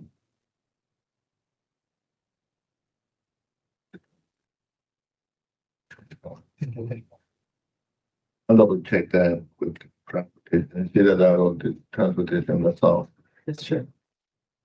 the transportation was overstated. It should be a wash. It should be, well, I don't see that. So the deficit is reduced to. Actually, I want, yeah, 1.3, actually, 9.3. And what is the remaining balance of the ISF date? Once we finish the audit, we will know. Fortunately, we ended up almost $3 million additional assets last year, which was attributable to grants of insurance. So running balance after the 1.3 withdrawal for the kindergarten parents. Yeah, I will touch base with the comptroller's office because I think we have a lot more than what once they finish the audit. Yeah. Yeah, the reason I'm getting at this is before we get into. Didn't hear the answer. Nobody's for now, nobody's asking you to cut anything. We just have to tighten our belt. I think we should be able to manage and try to balance the budget this year. Next year is where the problem is.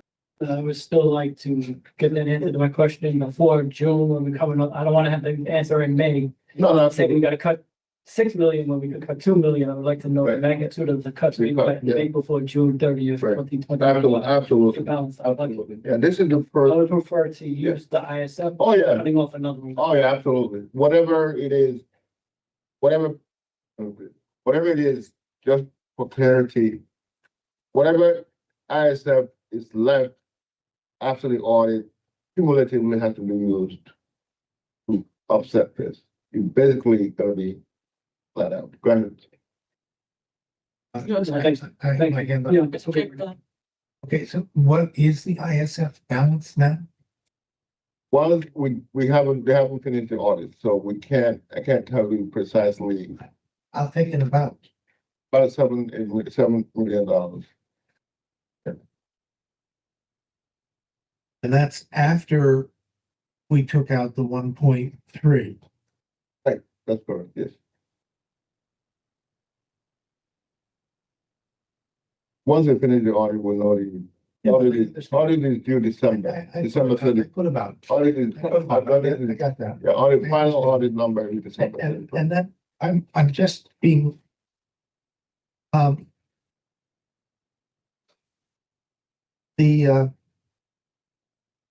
So we had proposed to eliminate 20 Teachers, teacher positions, 1.7 million. right?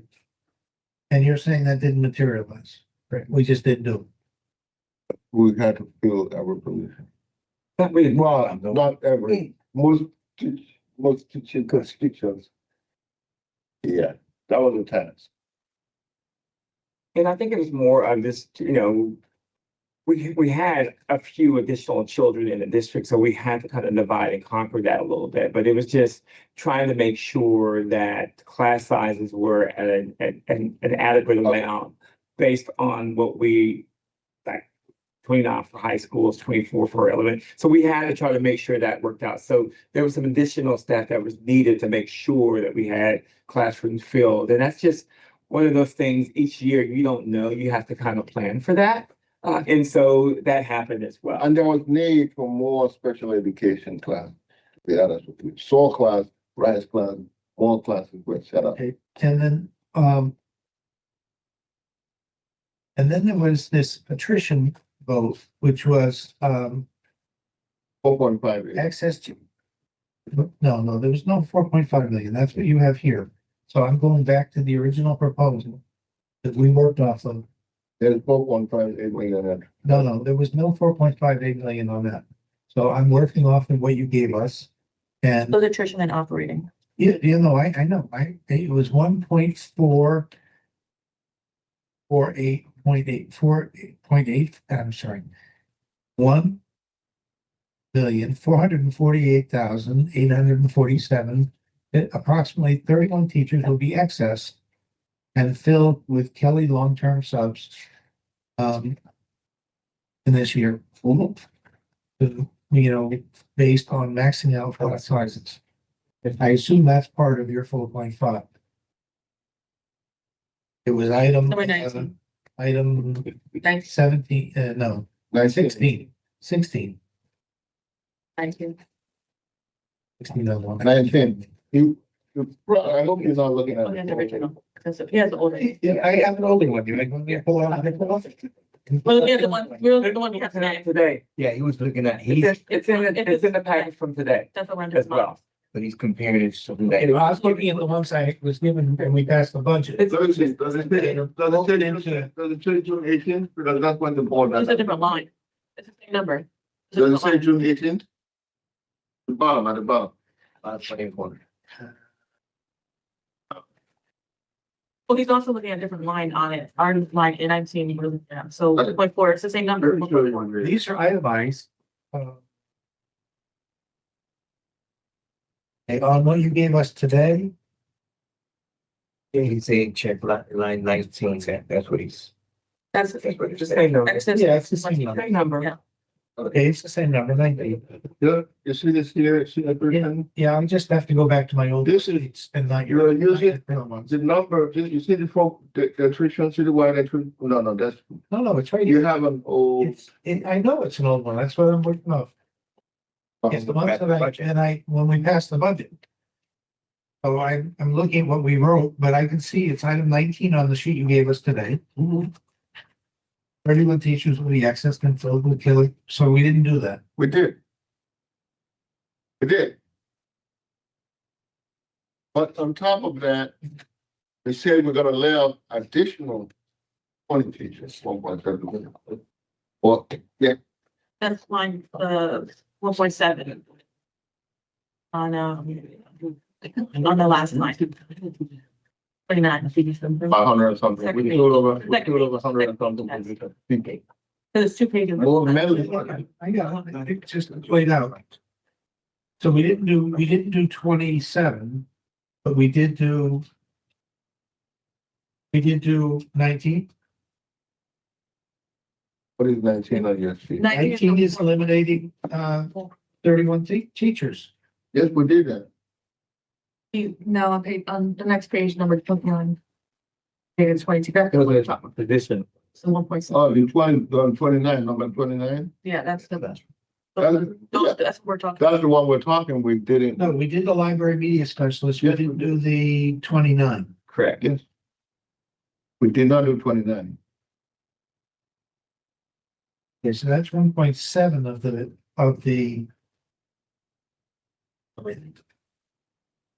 4.5.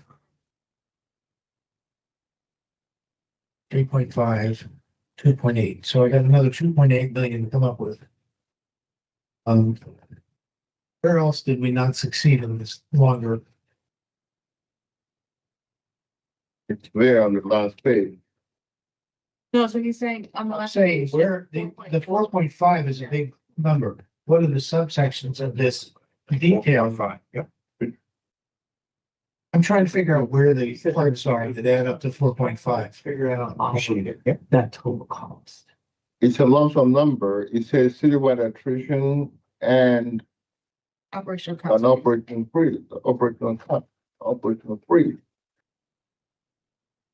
So that included, you said that earlier, included like, conferences. Conferences and, Yeah, the conferences didn't add up to, That, that's. don't add up to 2.8 million. no, it was which one?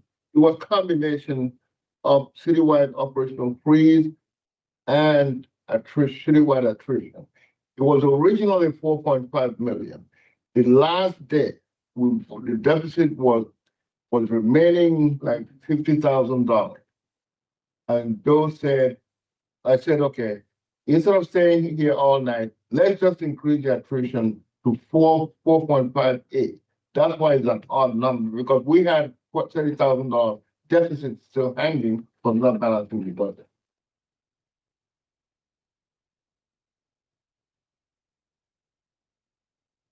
Yeah, I understand this better, but I'm not gonna do No, it. but if you look at the, Okay, we're fine. if you look at the spreadsheet that I sent, it says board adopted budget as of June 18, 2025. That's the file number at the Yeah, back. no, and That's what you- I have the file here, right? I can pull out the whole file and try and find it. Look for the one that says June 18, 2025. I know, I'm just, That's the final. I look at the ones we were working off of. We'll So work. we adopted the budget, but that was the working document. Yes. You never actually got after we did amendments and stuff. there was- Yeah. That we changed. You have to look, the one that says at the bottom of the That's name what file. we were working on in the meeting. June 18, 2025. That's the night the board adopted the budget. And that's the header on the On file. the screen. That's what I'm saying. That's right. I do the same thing. It's easier. I find out which document. I try to put a number at the top now so I can kind of. We went through like, if the board members remember, we went through like 8 different versions. So I'm just, when I suddenly get told, and then, that's why I'm trying to understand it. Because you're lumping a bigger number that's doesn't appear in the itemized You're number. right. It is itemized. No, but 4.589 isn't itemized, and so if you had itemized it here, then I would have a better understanding. That's all I'm saying. Break that down. You have to You gave the itemized item, you gave us a list of itemized. number with those descriptions, but he want to know what that is, what makes up that 4.5 million line item now to come up with. No, the way attrition works, we do it in aggregate. You've taken a pool of vacant positions, assuming that they will not be filled. Some will not be filled for 1 month, some will not be filled for 2 months. That's how you get the savings. That's No, one. but which of these, on the previous 2 pages, Master, solutions and actions for fiscal year 25, board approved adopted deficit reduction measures. Which of these items, 1, 2, 3, 4, 5, 6, 7, all the way to 29, add up to that 4.5? Okay. So that's all I'm saying. Number one.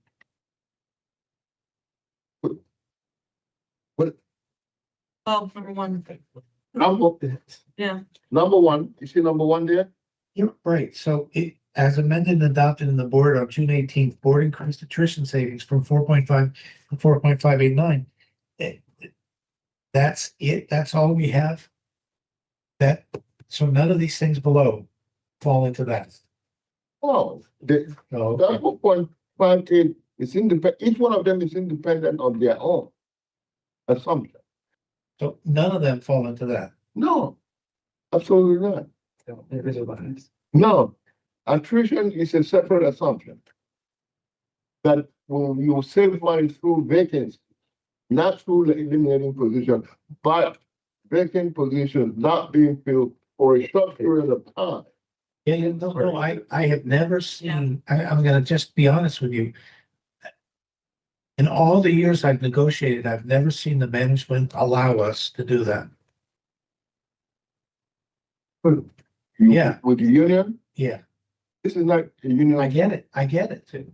But in your presentation to the board, I get what you're doing. I understand what you're doing now. I now understand what you're saying. I did not understand it. Oh, We argue that there's zero cost to a raise. But we're not allowed to make that argument under law. And no arbiter will ever allow the union to make that argument in arbitration. That there's no cost to a raise because of attrition. But I see what you're doing here. no. I get it. I'm now completely clear. Okay.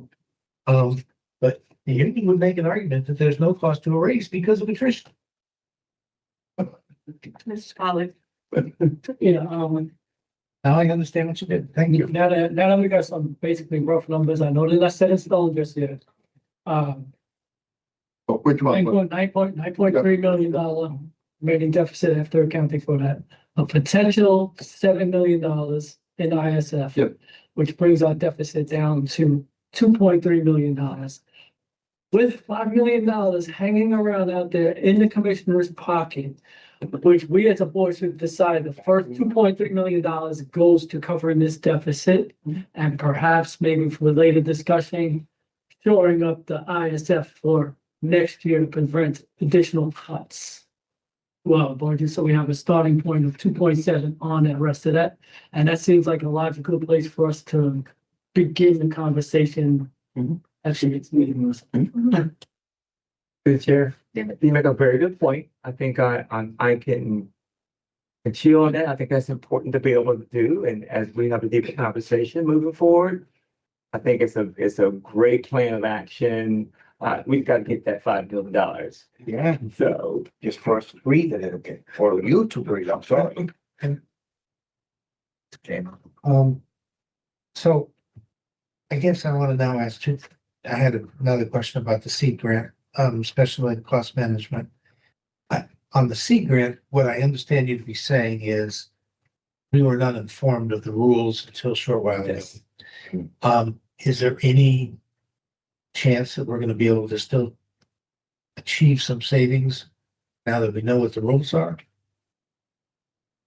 Not necessarily, because they're wanting you to use that money to enhance. Now, we're going to be coming back to the board for considerations of how we're going to spend that money and how we're going to enhance the work that we need to do within special education. That is a major focal point for me as a superintendent, because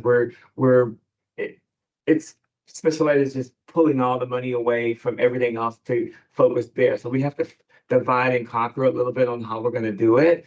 And so we've been visiting with the state a little bit about how can we do a better job of servicing kids.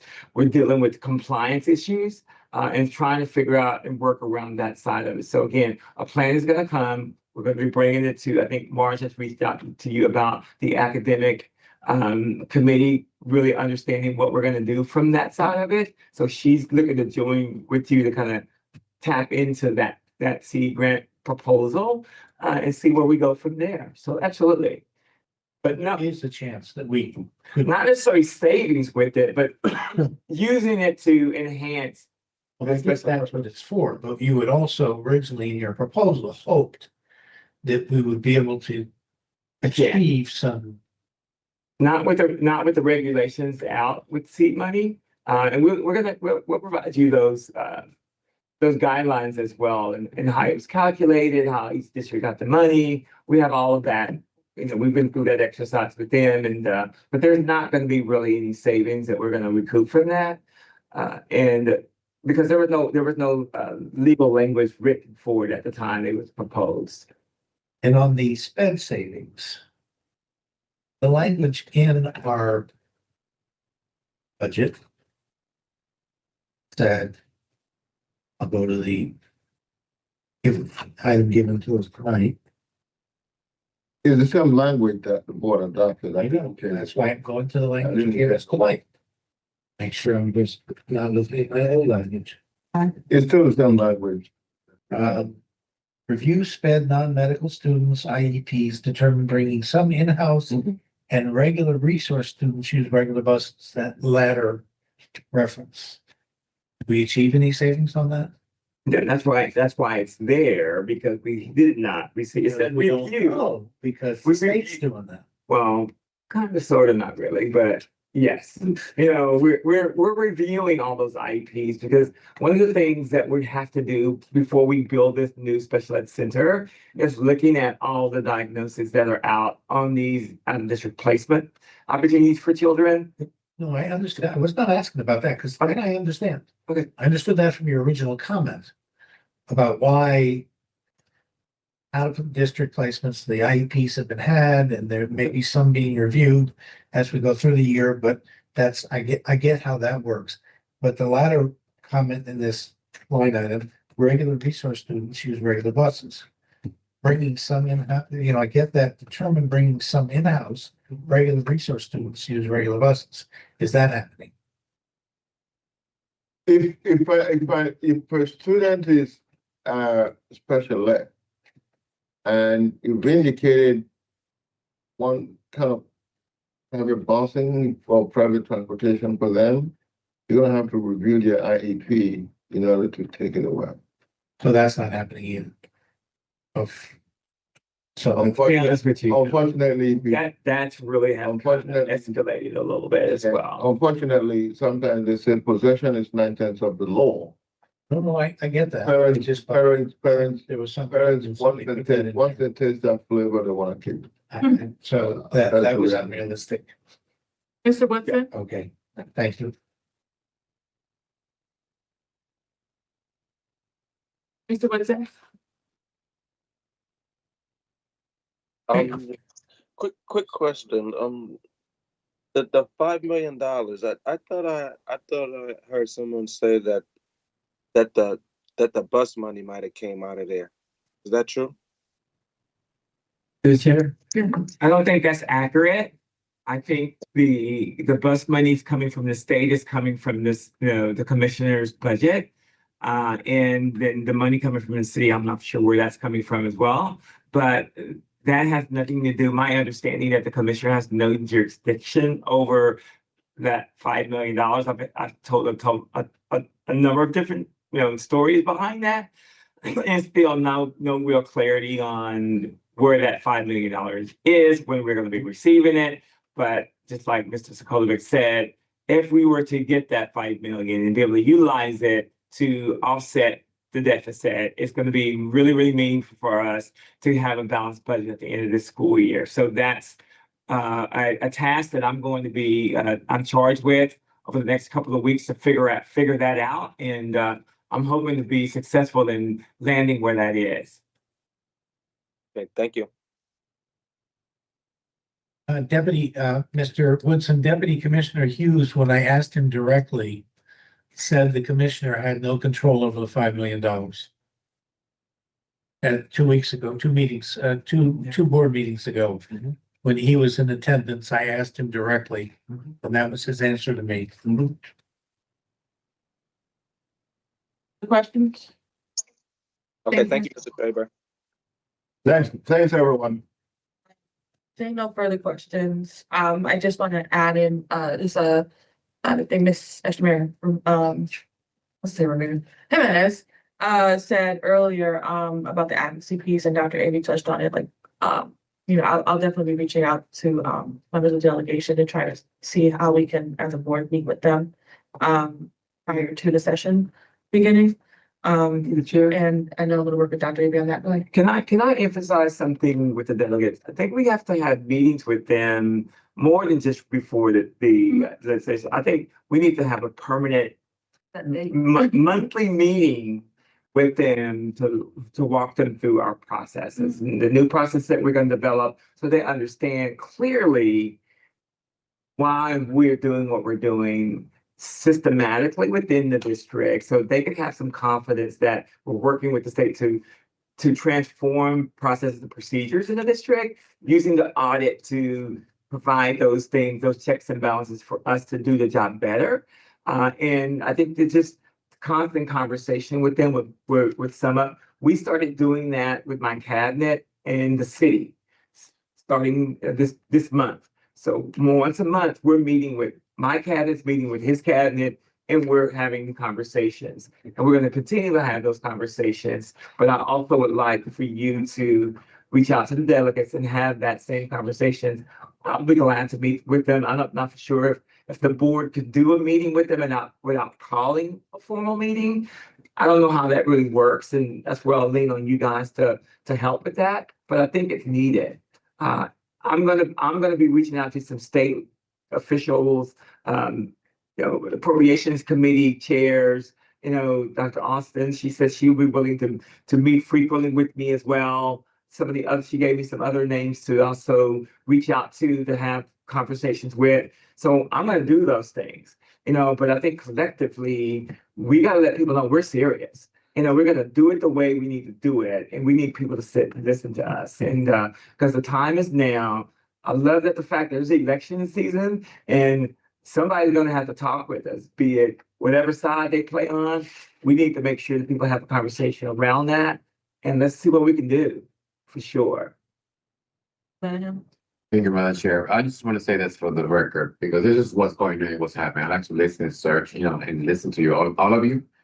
The things you're touching is because before it was not, let's put it this way, I can say it was a strong team that care and step in and said, we're gonna do it. And whatever the state say, they make a decision, everybody quiet, everybody keeps searching and fighting for the kids. Now though, we have a strong team, including board members, new board members, your team and cabinet, they know we're not playing. They say, oh, wow, now the board step in. I said, well, we're gonna show you. We try another way, nicely, this way. And they see they were playing. When we see when you step in and the board step in, now everything changed, they know we're not gonna play, we're not gonna give up for the kids. They have to understand this is not for us. This is for the kids. Sometimes they think it's because because the position of the title. No, we're not here for the title. Some of them they have for the title, but I'm very glad that now we don't have people here for the title. We got people here now. They want the best for our kids, for our staff, and especially new support our staff and principal, because it's not easy what they're going through. Of course, everybody know how I with my parents, but I told my parents, if you don't step in and you don't come in, don't say why this happened, this is not happening, this is why our kids don't have this. So we have to take care, especially our staff, because the staff work very hard. And I take that on my hat for all my staff, including the cabinet and everybody, because it's not easy. Look at what time is it, and we're here discussing the situation when we have to be relaxing. I know we have staff, we got parents, they're watching us because they want to know what's going on before public school. But I'm very glad that the state, city council people, and board members, they understand we're here for one reason, especially the state. They thought we was laughing. They thought we're not taking the job serious. They thought we're not care. And guess what? Yes, they trying to find something negative, but guess what? They're not trying. They're not gonna find nothing, because I know you, Dr. in your cabinet, they put everything on the table very clear. What we have, what we need, and what our students need. So it's very clear that if they don't want to step in and help us, it's not us. It's not the board of education. It's not the point like that's like the city. If the state have to understand what we want for our Bishop Public School. Thank you, Dr. Avery, and your staff and everyone, especially all my colleagues, all my board members. Everything they do. It's not easy, but as already I said, together we can make the difference. Thank you, Madam Chair. Thank you. Ms. Medina? Motion to adjourn. Second. Sure. So eloquently. All in favor, say aye. Aye. Aye. 8:22. Thank you all for coming. Thank you guys. I know that was a lot, guys, but I think it's important that we're having the conversation. Let's get it done. Good stuff, so.